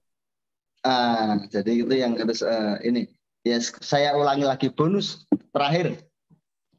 Tanaman makan dari 2. Yang pertama stomata, mulut daun di bawah daun. Nyemprot dari bawah ke atas, dimakan oleh stomata. Kalau atasnya namanya mantel. Terus kemudian yang kedua makan pakai mulut akar. Mulut akar itu bebas. Mulut akar di bawahnya itu ada akar tunggang, akar serabut, akar ujung. Mulut ujungnya jauh gitu ya, gitu kan. Bebas mau ngasih makan yang mana. Gitu kan. Mau disemprot, mau dikocor, bebas, sah-sah saja, boleh-boleh saja. Lah kalau bakteri apakah mampu untuk dimakan tanaman? Lah kalau mulutnya membuka pasti dia masuk. Lah membuka tuh kapan? Berarti pas masa-masa tidak berfotosintesis di bawah jam 9 pagi, terus kemudian sorenya di bawah jam 3 atau malam tuh mulutnya membuka. Kita semprot pun masuk. Kalau nggak percaya diintip aja pakai gini. Kan gitu aja. Nah, sesimpel itu. Jadi memang tanaman makan dari dua, yang pertama stomata, yang kedua pakai teori akar. Kenapa dikocor? Karena untuk juga makan akar dan membenahi akar dan juga membenahi tanah. Kurang lebih seperti itu, Kapten. Tadi sebenarnya spesifikasinya dia nanyain bakterinya, Prof.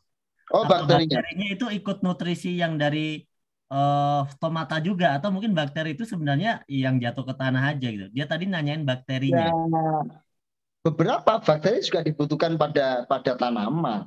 Tanaman juga membenahi fungsi akar. Bakteri kan banyak, nggak mungkin saya sebutkan. Kalau saya sekarang sudah tak namai Jumadi, Solikin, Patko, Reko, Bambang itu bakterinya, tugasnya masing-masing. Sesimpel itu. Tugasnya sudah masing-masing. Ada yang membenahi tanah, ada yang bawa pacul untuk meloading makanan ke atas, itu aja sih. Cuman kami dimaafkan jika kami tidak bisa membuka terkait semua kandungan. Kami banyak sekali yang kita rahasiakan, cuma itu berkaitan dengan haki kami, perusahaan, sehingga kami tidak bisa membuka terkait itu. Kalau nggak, nanti kami buka semuanya, teman-teman saya yakin bisa bikin pupuk sendiri, kemudian PTBS nggak laku nanti, kasihan semua. Oke, terima kasih, Prof. Pak Oke. Humphrey Krisandono ini tanya, apakah kalau udah pakai fotosintesa ini masih butuh pupuk lainnya? Bagaimana kalau dikombinasikan, misalnya dikombinasikan dengan pupuk lain yang di PTBS atau dikombinasikan dengan pupuk lain yang lain gitu? Sebaiknya seperti apa SOP dari fotosintesa atau slow release ini? Kalau SOP menurut kami, kalau tanyanya ke saya, SOP menurut saya nggak perlu.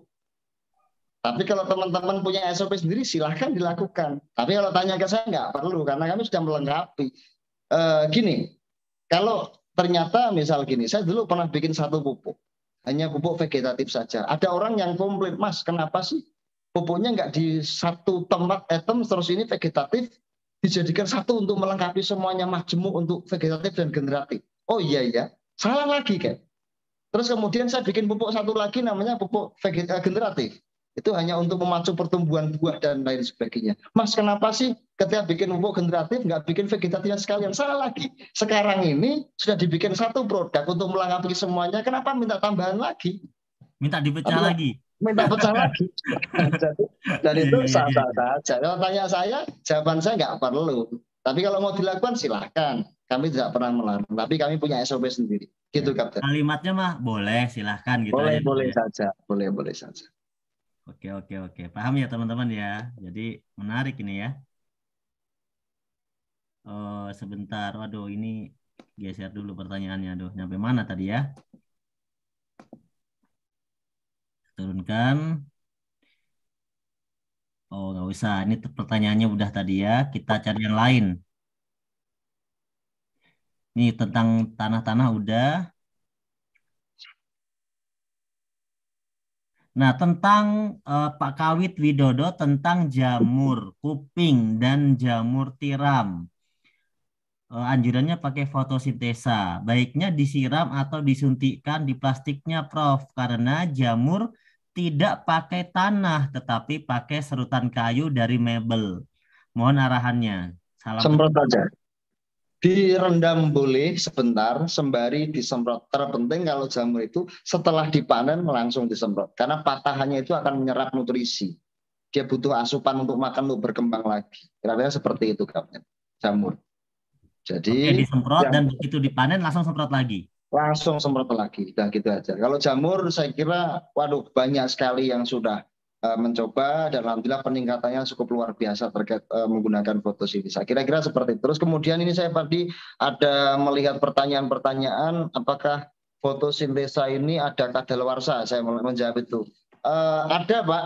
Cuman waktunya cukup lama, 300 tahun lebih 6 bulan. Jadi saya kira masih aman. Tapi saya sampaikan lagi bahwa fotosintesa ini sebenarnya tidak ada kata kadaluarsa. Cuman sebisa mungkin kita memberikan keadaan fresh, tidak membiangkan. Bukan masalah pada pupuknya, masalahnya pada airnya. Hindari air-air yang mengandung kapori, tawas, kemudian air hujan pun terkadang asamnya nggak stabil. Menggunakan air mineral sebisa mungkin. Air mineral itu berarti bukan air mineral, itu enggak, air sumur itu air mineral dengan kandungan mineral seperti itu. Makanya sebisa mungkin tidak membiang, dipakai secukupnya. Lebih baiknya 1 gram, tambahkan air 2 liter atau 3 liter, semprotkan dan kocorkan. Memberikan keadaan fresh. Logikanya seperti ini. Kita masak nasi goreng, masak hari ini, dikasih makan ke orang lain seminggu kemudian. Enak enggak? Kalaupun masih enak masuk ke kulkas, itu orang makan karena terpaksa, bukan disukai. Kita memberi harus keadaan disukai. Itu lebih disukai tanaman. Jadi kira-kira kita memberikan keadaan fresh. Kalau nggak kepake, jangan dibiarkan, dipakai secukupnya aja. Teorinya pakai 1 gram, kasih 2-3 liter, langsung diberi. Itu lebih disukai, keadaan fresh. Kira-kira seperti itu, Kapten. Oke, dari Ibu Nila dia tanya tentang slow release ini bisa untuk tanaman kayu, misalnya manglit, jati, abasia, dan lain-lain. Bisa. Bisa, Bu. Langsung aja ditanam, Bu. Ya.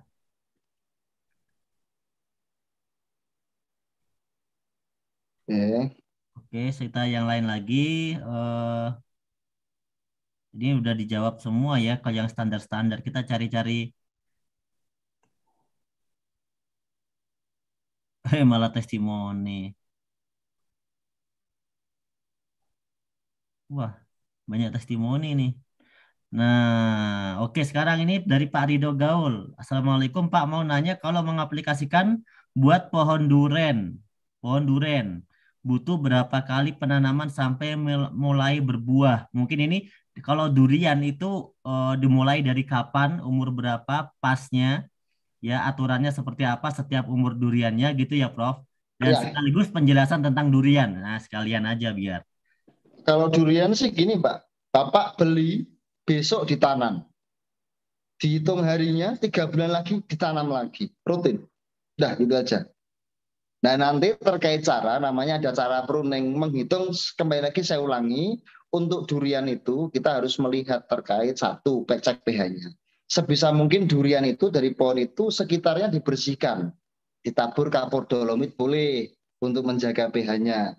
Atau dikocor fotosintesa boleh, ditanam serilis 3 bulan sekali, itu untuk fungsi membenahi fungsi akar, batang, serta daun, serta kecukupan gizi selama 3 bulan ke depan. Nah, lebih seperti itu. Nah, kemudian kuncinya durian itu 100 daun membawai 1 buah. Jadi 100 daun membawai 1 buah. Jika Bapak durian sudah besar ya nggak usah dipotong sampai ke atas. Kalau emang durian yang kecil-kecil itu dihitung kira-kira 1 daun membawai 1 buah. Jika ternyata daunnya ada 500, harus ada menghitung Pak. Nah itu ujian kayak ujian TK menghitung daun, itu kan keren Pak. Nah itu kira-kira 500 berarti layaknya 5 buah. Jika buahnya terlalu banyak, 5 atau lebih dibuang, dipilih yang terbaik. Atau dipilih supaya seimbang, tidak kepucuk semuanya, harus dibagi. Itu lebih sempurna karena yang mengisi berat bobot dan rasa untuk berfotosintesis ria dari matahari untuk mengisi itu 100 daun membawai 1 buah. Kira-kira seperti itu. Yang penting kita cukupi makanan 3 bulan sekali. Kuncinya apa? Kita menanam harus bertanggung jawab, merawat dengan baik. Kita menanam, menghidupi, berarti harus bertanggung jawab memberi makan selama hidupnya. Kira-kira seperti itu, Kak. Oke, ini mungkin terkait juga dengan durian. Kalau durian itu yang masih muda, itu mungkin tidak perlu 1 saset ya, Prof. Kalau yang dia nanam dari kecil. Nggak perlu. Atau dikocor fotosintesa aja, pakai 1 gayung gitu aja, sebulan iya, sekali. kalau masih kecil pakai fotosintesa aja. Kalau yang udah gede baru pakai slow release ya. Kalau yang udah nggak kejangkau lah tingginya. Gitu ya. Menghitung efisiensinya, efisiensi teknik betamun. Oh Pak, durian saya di tebing gunung yang tidak ada air. Ya sudah pakai sois, kasih 1 sendok aja, 1 sendok teh cukup itu. Gitu. Ditanam 1 sendok teh, itu dilakukan 1,5 bulan sekali atau 1 bulan sekali. Gitu Kapten, kira-kira. Siap. Pak Andi Chandra, Regent, saya ada tanaman jengkol umur 3 tahun baru belajar berbuah. 3 tahun itu baru belajar, oke. Pupuk jenis apa yang paling tepat diaplikasikan jumlah tanamannya 400 pohon nih jengkolnya, Prof. Umurnya 3 tahun, baru belajar berbuah. Ya dikocor 1-2 liter fotosintesa pun kelar. Tanam kasih 2 sendok atau setengah slow release pun nggak ada masalah. Dibagi setengah gitu, yang 1 sana, yang 1 dibagi aja. Itu tidak masalah, rutin 3 bulan sekali. Gitu. Karena kemarin saya karena hobinya ngopi, banyak kemarin yang panen kopi, saya dikirim kopi. Terus kemudian saya kemarin ada juga yang jengkolnya tidak berbuah, saya kasih pupuk, kemudian bagi hasil saya dikirim dikirim jengkol banyak sekali. Akhirnya kan ya nggak saya makan semua ya, artinya kan yang tidak produktif pun langsung kita sempurnakan dengan produktif, tapi butuh waktu. Butuh waktu. Jadi jangan menganggap bahwa pupuk ini katanya sebulan langsung berbuah. Ada yang seperti itu. Tapi ada juga yang memang butuh proses, tergantung tanamannya, membenahi dulu. Fungsi-fungsinya itu dibenahi dulu. Jangan kita memaksa, orang sakit dipaksa untuk berjalan. Gitu. Makanya biarkan dia sehat dulu. Jika sakit, membenahi dulu. Jadi cara pembenahan pun ada cara-caranya. Contohnya ada tanaman-tanaman yang petani kita itu tanamannya sakit tapi diberi makan tanpa lupa diobati. Diobati dulu seharusnya, tapi habis itu dikasih makan. Contoh, sekarang ada cara-cara pemupukan itu dengan cara disuntik atau diinfus. Diinfus itu logika kalau kita ke rumah sakit diinfus. Itu kalau orang sakit. Nah, kalau tanaman saya diinfus itu berarti orangnya mulutnya aja masih membuka untuk makan enak. Kenapa harus diinfus? Nggak masuk akal. Jika sakit boleh diinfus, gitu. Jadi cara kita memberi makan bayangkan seperti cara kita memberi makan pada tanaman. Kira-kira seperti itu. Itu cara kita memuliakan tanaman. Oke. Oke, berarti kalau pakai slow release kan itu per 3 bulan ya. Kalau buat tanaman-tanaman tadi jengkol atau tanaman keras ya. Kalau misalnya fotosintesa itu 1 bulan ya, Bro? Satu bulan. 1 bulan kan ya? 1 bulan boleh, 2 minggu sekali boleh, karena fotosintesa itu memang membekali cukup lama. Cuman dia menguap selama 15 hari. Kalau disemprot, jika diskocor itu minimal membenahi fungsi akarnya. Untuk makanan, untuk membenahi supaya dia pH-nya tetap stabil. Kira-kira seperti itu, Kapten. Oke. Siap.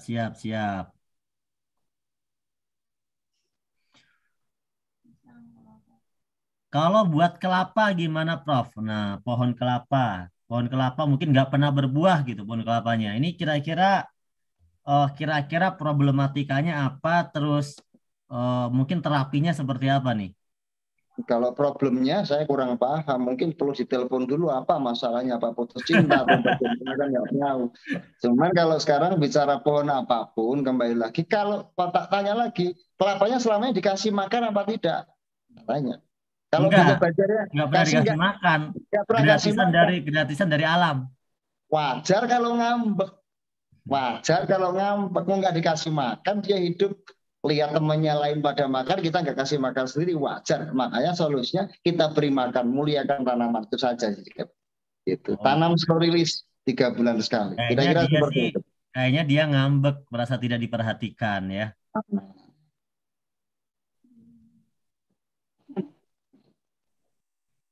Untuk tanaman sawit sebelum pakai slow release, apakah harus dolomit dulu? Jika tidak pakai dolomit gimana? Langsung tanam slow release aja, kata Bu Rita Medan. Ini tergantung situasi ya. Kalau mau di dolomit juga bagus ya, Prof ya. Tapi dia tanyanya kalau nggak pakai dolomit gimana gitu. Ya kan indikasinya bukan boleh atau tidak. Jadi indikasinya berdasarkan riset. Caranya bagaimana dicek pH-nya. Kita nggak bisa mengasumsi apapun tanpa bukti otentik. Gini, kenapa kita menggunakan dolomit itu hanya menghitung efisiensi. Pakai fotosintesa pun bisa. Ternyata pesan ke PTBS, pesan fotosintesa lama antrinya. Ternyata tanamannya sudah butuh naikkan pH. Sebelahnya jual dolomit, sudah pakai dolomit aja. Atau mungkin kita ada pilihan 2, dolomit dan fotosintesa. Gabung nggak apa-apa. Atau dipisah. Oh Pak, ternyata daerah tempat kami dolomit itu harganya per kilo 1.000. Kalau butuhnya banyak kan mahal, murah fotosintesa, lebih efisiensi menggunakan ya udah pakai fotosintesa aja. Jadi indikasi bahwa boleh dan tidak itu pada kebutuhan. Jika pH-nya di atas 5, tidak perlu tambahkan dolomit atau tidak perlu dikocor fotosintesa. Atau dikocor fotosintesa pun dia butuh waktu berapa hari pasti pH-nya naik. Meningkat. Nah, solusinya berarti apalagi ketemunya? Ya sudah, tanam slow release dan fotosintesa, karena itu juga membenahi pH. Jadi solusi yang terjawab seperti itu. Jadi apapun masalahnya, pH-nya drop dan lain sebagainya. Sedangkan slow release dan fotosintesa membenahi pH, meningkatkan pH. Berarti apapun masalahnya, obatnya ya bodrek itu tadi, fotosintesa dan slow release. Itu kan kalau saya gitu. Oke. Ini dari Pak Setiawan Raharjo. customernya ada yang pakai setengah saset slow release ke durian yang umurnya 2 tahun. Tapi katanya pucuknya itu rontok. Itu kenapa ya? Nah, kita nggak Pucuknya tahu ya. rontok. Nah, Umurnya ya 2 tahun. umurnya masih 2 tahun. Dikasih setengah. Ah, kalau disemprot atau ditanam slow release, pucuknya rontok. Pucuk rontok itu pucuk yang bagaimana? Kalau daunnya rontok, itu berarti daun Anda terserang fusarium. Sengaja dimatikan karena apa? Dia tidak mampu berfotosintesis. Dia hidup makan nutrisi tanpa memberi kontribusi. Tapi yang penting nanti muncul tunas-tunas baru kemudian hari. Makanya secara dosis masih kecil cukup kasih 1 sendok aja. Atau disemprot dengan fotosintesis saja, dikocor dengan fotosintesis saja. Kalau dengan slow release, umur 2 tahun itu saya kira masih belum berbuah. Masih jauh. Saya kira mending ditanam cukup 1 sendok aja, rutin 1 bulan sekali. Jangan dilebih-lebihkan. Kira-kira seperti itu. Tapi nggak ada masalah. Karena daun rontok pun itu akan diganti tunas-tunas baru. Karena dia memajunya terlalu cepat. Apalagi dibuka sasetnya gitu kira-kira. Tapi nggak apa-apa. Karena kemarin ada kasus yang serupa. Apalagi sawit saat ini. Itu kalau kita pupuk atau apapun daunnya yang bawah itu menguning. Kalau saya dibuang yang kuning. Karena dia hidup pun makan nutrisi. Tanpa memberi kontribusi. Tapi yang pucuk-pucuknya itu akan dia membuka kemudian memberi buah. Kira-kira seperti itu. Dia memang itu namanya teknologi fotosintesa. Kira-kira seperti itu. Jadi kemungkinan dia bisa jadi kelebihan nutrisi itu bisa jadi ya. Dan ini ada pertanyaan kedua yang nyambung dari Pak Sarpi Ayani bahwa bagaimana kalau sasetnya dibuka aja untuk sawit? Kira-kira lebih bagus dibuka atau cuma dilobangin? Kalau lebih bagusnya saya kira ditanam bersama kertasnya itu lebih lama dia menyerap nutrisinya. Pelan-pelan tapi pasti. Kalau dibuka bukan slow release lagi, nanti fast release dia. Terlalu cepat. Tapi Bapak pun nanti ketika dia cepat karena sifatnya pun pecah larut soluble, dia bersama kelembapan tanah memang cepat. Tapi nanti ketika dia cepat terjadi penguapan, kita tidak ada yang tahu. Nah, berarti Bapak harus meriset bahwa butuhnya nggak 3 bulan tapi 2 bulan lagi dikasih, kan otomatis efisiensi biayanya kan lebih besar Pak. Saya kira kita membenahi tapi pasti bukan berarti boleh-boleh saja sebulan sekali ditabur, dibuka saja itu senang, sawitnya pun senang, kita pun senang sebagai produsen, penjualannya banyak, penjual pun senang, poinnya banyak, tapi menurut saya kurang tepat guna karena kita kemudian dianggap kemudian menjadi narasi yang petani enggak, ini boros, kosnya terlalu besar dan lain sebagainya. Itu takutnya muncul asumsi seperti itu. Kira-kira seperti itu, Kapten. Oke. Ini ada pertanyaan yang agak lucu, kayaknya jawabannya lumayan bagus nanti ini. Adakah surat jaminan dari pabrik kalau Pilosoris ini bisa lebih bagus daripada pupuk urea atau pupuk kimia? Kalau surat jaminan jangan apa suratnya? Saya sertifikatnya ada, sertifikat rumah atau sertifikat tanah kan gitu. Surat jaminan yang bagaimana? Apakah Bapak pernah tanya? Petrokimia, pupuk kujang, kaltim dan sebagainya Bapak menggunakan itu minta jaminan surat? Ya diketawakan, kita sektor dagang. Jika dirasa memang kita perlu dan memang hasilnya bagus ya kita iya. Kalau itu kita nggak usah surat jaminan, taruhan mie ayam aja lah Pak. Kan ringan. Tapi kalau yang itu ya lucu juga. Tapi saya kira kami di sini dasar kami mendirikan pabrik yang kemudian saat ini kami dulu juga mensuplai bukan cuma satu perusahaan dengan ya insya Allah omset kami juga cukup lumayan besar. Saya kira kami pun waktu itu tanpa jaminan. Tanpa jaminan. Tapi saya kira kalau kita harus menjual saat ini harus menggunakan jaminan karena kami punya haki Pak. Kami punya riset. Kami punya perusahaan. Kami punya izin. Izin itu dasarnya kita mengeluarkan dari Kemtan itu berdarah-darah. Butuh waktu uji mutu, uji efektivitas yang ditahapkan ada 40 tahapan. 40 tahapan yang itu dilakukan di orang-orang yang paham riset. Dan itu lolos. Artinya itu layak sebagai pupuk yang dijual berdasarkan ABCD-nya. Ya terus jaminan apa? Gitu. Ya, terus saya kembali lagi. Bapak, saya ketika itu kita buktikan lebih bagus, Bapak berani jamin saya mau order berapa miliar atau order berapa triliun, ayo kita bikin surat jaminan. Saya kira seperti itu kembali lagi. Kalau narasinya terbangun pada pabrik kami, Bapak berani kontrak berapa triliun? Gitu kan. Jadi saya kira seperti itu. Tapi saya kira itu narasi guyon, narasi bercandaan. Tapi saya kira saya tidak butuh dipercaya terkait produk. Karena kita bicara pada asas kemanfaatan. Ledakan omset saat ini di PTBS adalah dasarnya adalah peningkatan hasil pertanian lewat narasi yang dibangun kerjasama kami dari pabrik kami ke PTBS. Sehingga PTBS omset meledak, mitra pun meledak, petani pun hasilnya mungkin bagus. Itu bagi yang orang mencoba. Saya kira tidak ada jaminan apapun, kami tidak berani menjamin karena kami bukan bahan-bahan jamin dan kami bukan bank sebagai jaminan. Gitu Ya, kan. dan kita kan sudah punya slogan ya, biarkan tanaman bicara. Kalau nggak percaya nggak usah pakai gitu ya. Jadi gampang. Ini sama dengan Betty Basari. Pak Raden yang ditawarin nanya, Srolis sudah ada testimoninya enggak? Wah, banyak banget ditanya, dicari sendiri ya di YouTube ya atau testimoni ke grup-grup. Saya dari awal tidak pernah. Saya pun sendiri bukan karena saya tidak percaya. Saya dengan produk saya sendiri pun jangan percaya. Dicoba dulu baru percaya. Saya dari awal terkait Srolis dan produk-produk kami, jangan percaya apa yang saya sampaikan. Mitra-mitra pun saya tidak pernah menyuruh berjualan produk. Dicoba dulu, baru mudah meyakinkan orang lain. Bagaimana kita mudah meyakinkan orang lain kalau kita nggak percaya? Itu prinsipnya kalau saya dagang. Jadi kenapa saat ini PTBS mempercayakan kepada perusahaan kami?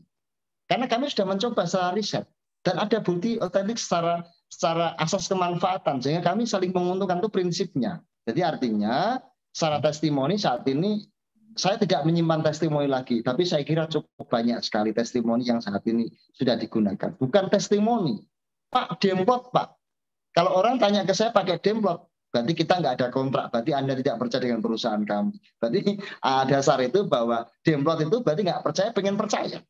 Padahal kami biasanya berdasarkan pesanan bahwa kami sudah dipercaya perusahaan lain, gitu kan?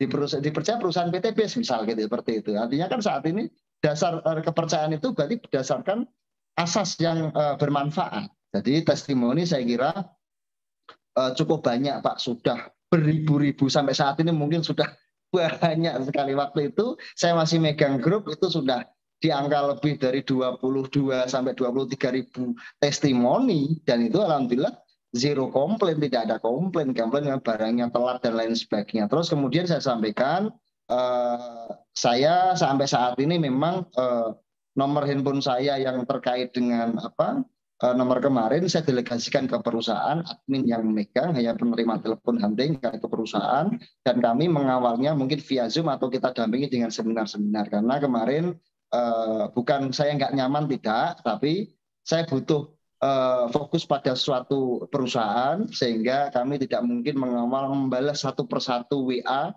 sekian banyak mitra, puluhan ribu bahkan ratusan ribu mitra, jadi dimaafkan sebanyak-banyaknya. Terus saya kira saat ini produksi kami sudah peningkatannya sudah di angka 20.000 sampai 25.000 per hari. Terus kemudian saat ini potret penjualan di PTBS juga saya melihat sesuai dengan grafik kiriman di perusahaan itu juga sama 25 sampai hampir 30.000 juga per hari penjualan di PTBS. Saya kira itu menjadi bukti otentik bahwa saat ini produk ini sangat bermanfaat dan omset dari mitra maupun PTBS sangat besar sekali. Kira-kira seperti itu, Kapten.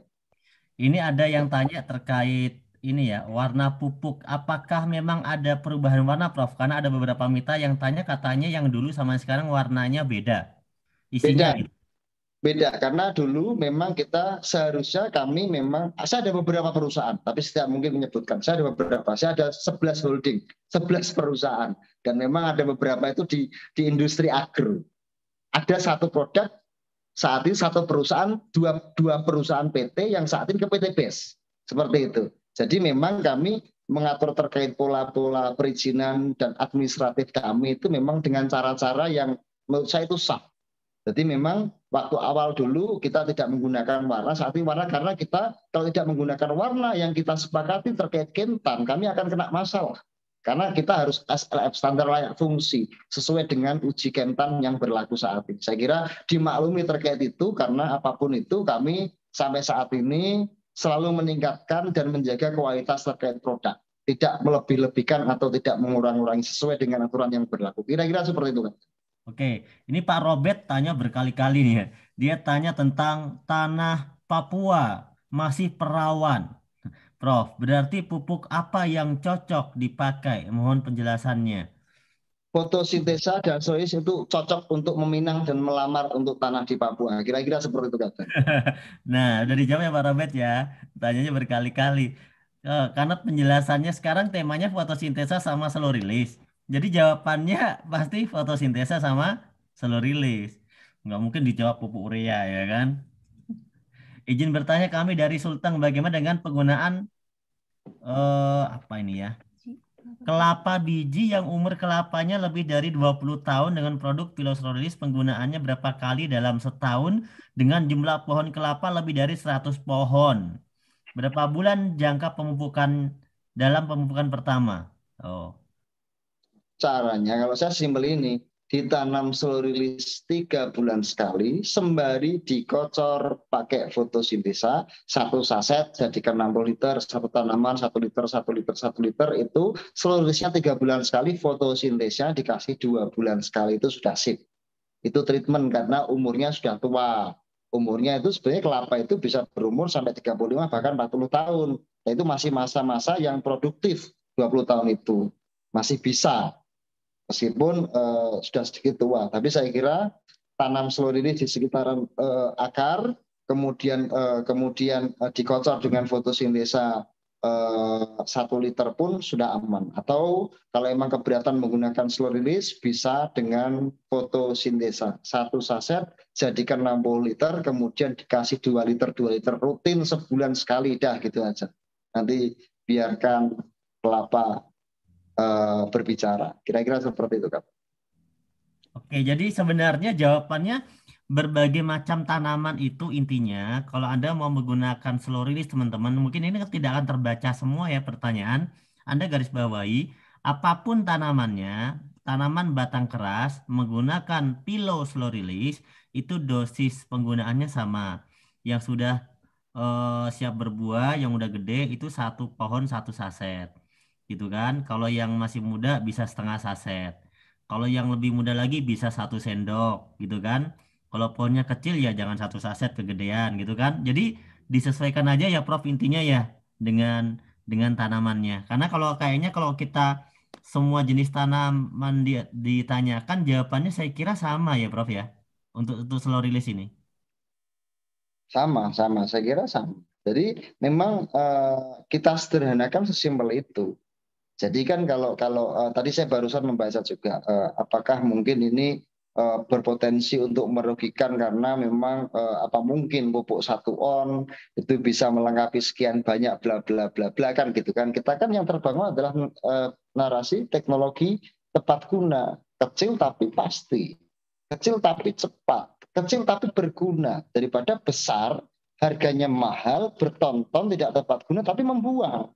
Tapi petani kita itu bagaimana kita merubah mindset kepada petani-petani kita itu dari pola lama kita rubah menjadi pola baru. Itu yang tugas kita saat ini. Makanya jadi perdebatan panjang saat ini. Kenapa sih fotosintesa apapun solusinya kok cuma itu kayak teh botol sosro aja, apapun makanannya minumnya teh botol sosro kan gitu. Karena kita sederhanakan sehingga kita pengennya tepat guna, satu narasi, satu kemerdekaan seperti itu kira-kira katanya. Jadi apapun yang saat ini menjadi perdebatan panjang terkait di pertanian, apa mungkin kita kan seharusnya pupuk kan NPK, kandungnya harus NPK. Mungkin lain kali lah Zoom berikutnya kita jelaskan terkait NPK dan lain sebagainya. Tapi kali ini saya kira cukup lah Cap untuk penjelasan malam ini. Kalau ke depan kita kembangkan. Tapi saya kira dari beberapa Zoom dan seminar ini, dari sekian, karena saking banyaknya mitra PTBS ini bahasanya selalu masih mendasar.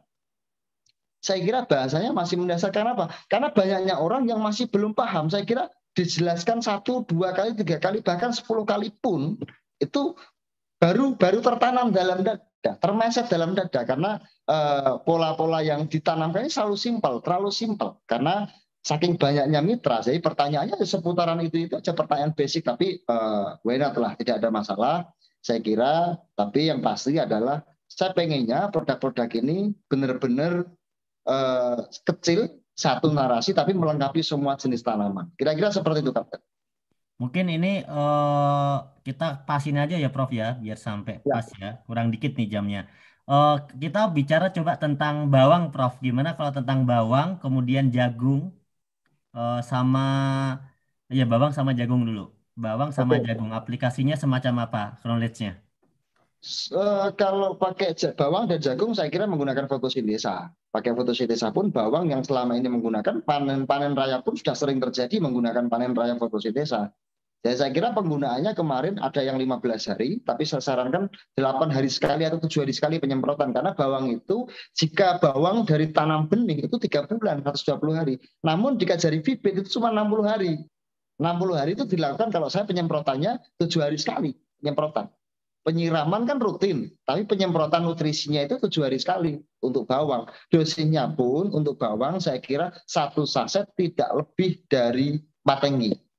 Jangan ngirit-ngirit karena bawang untungnya banyak, Pak. Kalau pakai fotosintesa, bawangnya jadi suka kawin, anaknya banyak, peranakannya lebih besar, banyak gitu kan. Bawangnya pun besar. Nah, makanya saat ini bawang dilakukan dari tanam itu 1-7 disemprot atau habis tanam besoknya disemprot 7 hari rutin sampai panen. Kira-kira seperti itu. Terus jagung pun saya kira 15 hari intervalnya. Jagung itu pemupukannya caranya semprot kocor karena satu lubang tanam itu dikocor, disemprot, kocor, semprot, jangan semprot terus. Karena akarnya pun butuh pembenahan dari lubang tanamnya itu. Saya kira seperti itu. Jadi dosisnya pun sama, 1 saset 4 tangki, penyemprotannya pun intervalnya sama, 1-7. Setelah muncul tunas jagung itu kan ditanam di lubang tanam. Ketika muncul daun tunasnya muncul itu, dia vegetatif, butuh makan, semprot aja. Atau dikocor aja, sekalian membenahi tanahnya. Dikasih kecil-kecil, spayernya didiamin agak lama, set gitu. Terus kemudian nanti 15, 30, 45, dah cukup, itu aja. Dan diantisipasi terkait dengan tikus, karena tikus itu naik umur 72 hari, atau 67-72 hari. Makanya pencegahan-pencegahan, tempat harus bersih, dan lain sebagainya itu kan pencegahan untuk tikus supaya tidak naik. Tapi tikus diantisipasi di umur 72 hari. Kira-kira seperti itu, Kapten. Ini 2 pertanyaan terakhir ya, saya wakilin aja tentang herbiko atau herbisida. Kalau tanaman menggunakan herbisida itu untuk menggunakan fotosintesa atau pupuk lagi butuh jangka waktu berapa lama, Prof? Itu. Indikasinya bukan jangka berapa lama, pH-nya. Oh, indikasinya Jika pH-nya. pH, ya. Karena teori gini, bocoran nih. Jadi menurut asumsi saya, apa beda pupuk dengan herbisida? Jika asam itu herbisida pembunuh, jika basa adalah pupuk. Nah, itu sekat tampak mata yang tidak terlihat. Gitu.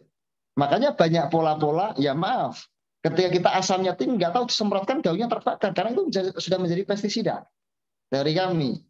Kan gitu kan? Cuma artinya gini, pestisida teori asam itu berarti dia pH-nya drop, otomatis satu, ada racun untuk membunuh, tidak bisa terbakar dia dengan matahari, dan kemudian pH-nya pun akan drop. Nah, indikasinya berarti pH-nya jika sudah di atas 5 sudah mampu untuk menerima nutrisi. Itu aja jika. Itu rumus pertanian itu saya pengennya menyampaikan kepada petani atau mitra semuanya bahwa pertanian itu sebenarnya mudah, gampang, simple, semudah itu. Tapi saat ini karena banyaknya narasi yang terbangun sehingga petani itu kesannya menjadi petani yang wah ribetnya minta ampun, padahal sesuatu hal yang tidak susah-susah amat kalau kita mau benar-benar fokus pada pertanian. Dan insya Allah ke depan lewat jaringan PTLBS ini kita mampu untuk mendongkrak perekonomian di Indonesia dan kemudian membangun narasi bahwa Indonesia itu benar-benar bisa sama atau setara bahkan lebih dari negara-negara tetangga, yang negara tetangga sudah berbasis teknologi, pakai alsintan, pupuknya pun tepat guna, panennya pun meningkat, menekan biaya kos dalam pemupukan, kos dalam produksi, sehingga memang hasilnya pun lebih besar. Kira-kira seperti itu, Kapten. Cukup ya, Kapten ya? Terakhir, kan tadi ini terakhir nih, terakhir. Nah, terakhir ini kebetulan ada yang nanya tentang, mungkin produknya belum saya singgung tapi nggak apa-apa, mewakili, siapa tahu ada lagi di bawah, tentang EcoFit Base. Nah, EcoFit Base ini sebenarnya aplikasinya seperti apa, kemudian perlu nggak dicampur-campur sama gula atau sesuatu yang lain, ya, EcoFit Base. EcoFit Base mungkin Kalau yang belum tahu, nanti cari tahu ya. Karena ini ada yang tanya, mungkin bisa menjadi pertanyaan terakhir untuk sesi Oke. pada malam hari ini. Oke, saya sampaikan lagi kabar terbaru terkait EcoFitBase. Kami belum direstui terkait perizinan di EcoFitBase karena harus berdampingan dokter. Mungkin alasannya dokter saat ini masih fokus pada COVID, mungkin dengan varian yang baru sehingga belum bisa mengawal kami. Tapi gini, nggak usah khawatir terkait EcoFitBase. Penggunaannya sama seperti fotosintesa, diminumkan.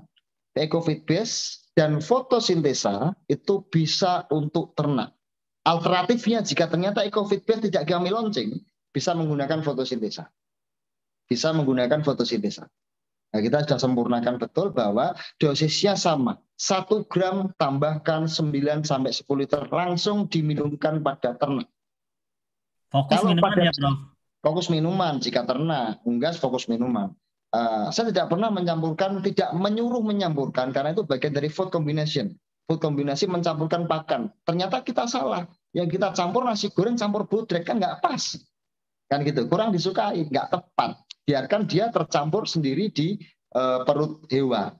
Tapi saya kira untuk ikan-ikan, udang fokus pada air. Tuh Pak, airnya banyak, tapi kenapa pupuknya bisanya sekian? Kalau kebesaran kita kan kemahalan. Ya sudah pakai 10 saset. Fotosintesa itu pun bukan menghitung pada jumlah kebutuhan airnya, tidak. Menghitung pada jumlah yang terkandung dalam bakteri. Bakterinya kemudian akan menjadi plankton. Planktonnya pun kemudian akan menjadi makanan yang disukai oleh ikan itu sendiri. Terus kemudian jika untuk tambak, saya kira semprotkan ke lahan. Kenapa? Kuncinya adalah tambak itu, apalagi tambak yang di tanah. Kalau yang di kain, yang di langsar itu atau yang dipakai alas itu mungkin fokus pada airnya dan makanan. Tapi kalau pada tambak, saya kira fokus pembenahi tanahnya karena ikan itu hidup di atas tanah yang ada airnya. Berarti tetap apapun itu tanahnya dibenahi dulu berkaitan dengan pH, air berkaitan dengan TDS. Tanahnya pH-nya stabil, tanahnya gembur, kemudian bakteri atau kemudian plankton muncul, banyak tanahnya gembur sehingga ikan pun akan kembali sehat. Kira-kira seperti itu, Kapten. Oke, terima kasih Prof atas waktunya malam hari ini. Dan buat teman-teman semuanya juga, terima kasih ya sudah belajar bareng. Dan insya Allah ini di YouTube sudah kita tampilkan Prof. Jadi ini kalau ada yang mau putar balik lah ya kan. Lumayan bisa buat Jangan diputar balik. Kalau putar balik itu kita mau jalan ke sana nggak jadi ke sana gara-gara diputar balik. Salah lagi. Tapi gini rekan-rekan semua, penyampaian saya untuk malam ini, insya Allah jika memang teman-teman membutuhkan produk-produk kami, insya Allah kami akan terus membantu untuk mensuplai di PTBS. Saya kira saat ini terkait pengiriman kami dari produksi ke PTBS, alhamdulillah sudah lancar, sudah produk, sudah Vivo. Vivo itu barang produksi sudah terus langsung terkirim ke zona-zonasi yang didaftarkan dari PTBS, dan saat ini tidak ada inden. Alhamdulillah, inden pun sisa sedikit, nggak banyak, karena sudah kita kebut terkait produksi. Saya kira teman-teman semuanya, untuk bekal semuanya, silakan. Kalau ketakutan kemarin barangnya lama nggak datang-datang, saat ini kami sudah berupaya semaksimal mungkin untuk melengkapi supaya teman-teman semuanya, karena masalahnya pasti produk yang terlambat seharusnya sudah bisa berapa kali transaksi tertunda. Saat ini supaya tiap hari bisa transaksi, alhamdulillah produk-produk sudah tersedia di kantor PTBS. Silakan jika produk ini dirasa tepat guna dan dirasa memang bagus untuk pertanian di Indonesia, silakan dipakai. Kira-kira seperti itu. Sukses selalu. Salam kopi 3000. Komunitas petani idaman 3000, tinggalkan riba, bangkitkan usaha. Assalamualaikum warahmatullahi wabarakatuh. Waalaikumsalam warahmatullahi wabarakatuh. Salam pecel, petani cerdas luar biasa. Oke teman-teman ya, itu tadi bersama Prof. Raden Saiful, provokator pertanian yang menjadi formulator di PTBS ya.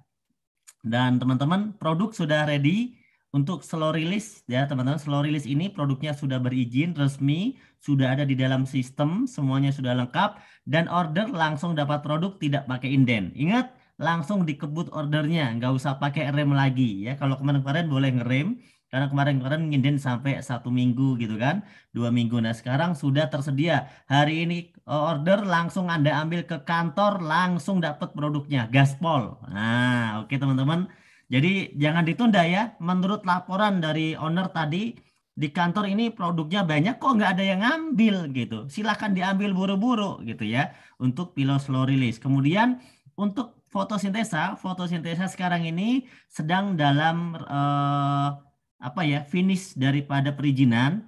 Jadi memang belum 100% ya, menunggu finish daripada perizinan, kurang sedikit keluar, sudah ada nomor registrasinya segala macamnya. Maka sekarang masih dalam mode R&D, Research and Development yang sudah terjadi kemarin. Jadi teman-teman bersabar, targetnya bulan Januari ini fotosintesa sudah masuk sistem ya. Jadi teman-teman bersabar di situ ya untuk fotosintesa. Kemudian untuk produk-produk yang lainnya tentunya belum bisa diorder lebih dahulu karena produk-produk yang lain belum ada di dalam sistem ya. Jadi untuk pillow slow release sudah ready dan langsung bisa diorder, jangan pakai nunggu, langsung bisa diambil di kantor pusat Bandung. Itu teman-teman ya informasi singkatnya. Kemudian mohon maaf untuk Anda yang pengen masuk grup segala macam, saya jelaskan. Grup-grup ini menurut kami tidak terlalu efektif karena begitu banyak orang yang ingin masuk grup. Anda bayangkan, semua mitra pengen masuk grup dari seluruh dunia. Anda kebayang kalau ada misalnya ya 2.000 orang masuk grup, itu grupnya caranya bikinnya gimana? Dan kemudian yang ngurusin grup itu siapa? Kalau jawab pertanyaan orang per orang. Seperti chatting malam ini saja, yang mungkin cuma ratusan sampai 1.000, itu tidak bisa semua pertanyaan akan tercover teman-teman. Jadi kuncinya adalah teman-teman sering-sering ikut training. Sering-sering ikut training supaya nempel ilmunya, diulang-ulang terus setiap meeting Zoom. Ya, meeting Zoom ini efektif, apalagi kalau sekarang sudah ada di YouTube, Anda bisa putar ulang lagi. Ya, bisa diputar lagi, sehingga Anda bisa lebih paham. Jadi, saya kira itu akan lebih bagus. Kalaupun ada pertanyaan-pertanyaan, nanti kita jawabannya dompleng aja ya, mendompleng dulu jawaban dari jawaban-jawaban yang sudah ditanyakan oleh teman-teman kita. Kalau mau ada pertanyaan yang memang teman-teman pengen tanyakan aja kepada para leader. Kenapa? Para leader ini adalah perwakilan dari perusahaan. Karena mereka udah menjadi leader. Mereka harus bisa menjawab pertanyaan. Leader-leader juga ada trainingnya. Setiap hari Senin, para leader nasional, Praya Motor, Praya Mokes, Praya Pajero, Praya Luxury itu ada training setiap hari Senin. Jadi Anda bisa tanya ke leadernya. Nanti leadernya pasti akan cari jawaban juga. Misalnya ke saya ya. Atau ke teman-teman yang sudah lebih berpengalaman. Karena tidak mungkin kita bisa melayani semua pertanyaan ya satu persatu. Tapi insya Allah target ke depan ya setelah forum Zoom kemarin kita udah eh, buat, kemudian kita sekarang udah mulai live di YouTube Zoom-nya. Ke depan kita akan mulai buat materi-materinya itu per produk akan kita tampilkan di YouTube.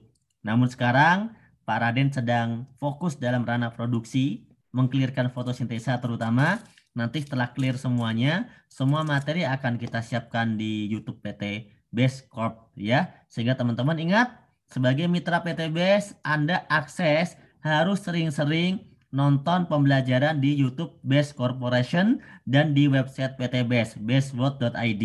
Di sana ada semua informasi terkait perusahaan, mulai dari link media sosial, kemudian link acara training, seminar, ya, dan juga acara-acara yang lainnya. Dan jangan lupa Anda cek di website sudah ada info acara untuk besok di Jakarta hari Sabtu, seminar di Jakarta Design Center. Kemudian untuk bulan ini ada acara besar nasional namanya Grand Success Seminar. Infonya juga sudah ada di website tanggal 30 Januari. Tiketnya berebut dimulai dari sekarang. Terima kasih teman-teman semuanya. Kurang lebihnya mohon maaf. Salam pecel, petani cerdas luar biasa. Assalamualaikum warahmatullahi wabarakatuh.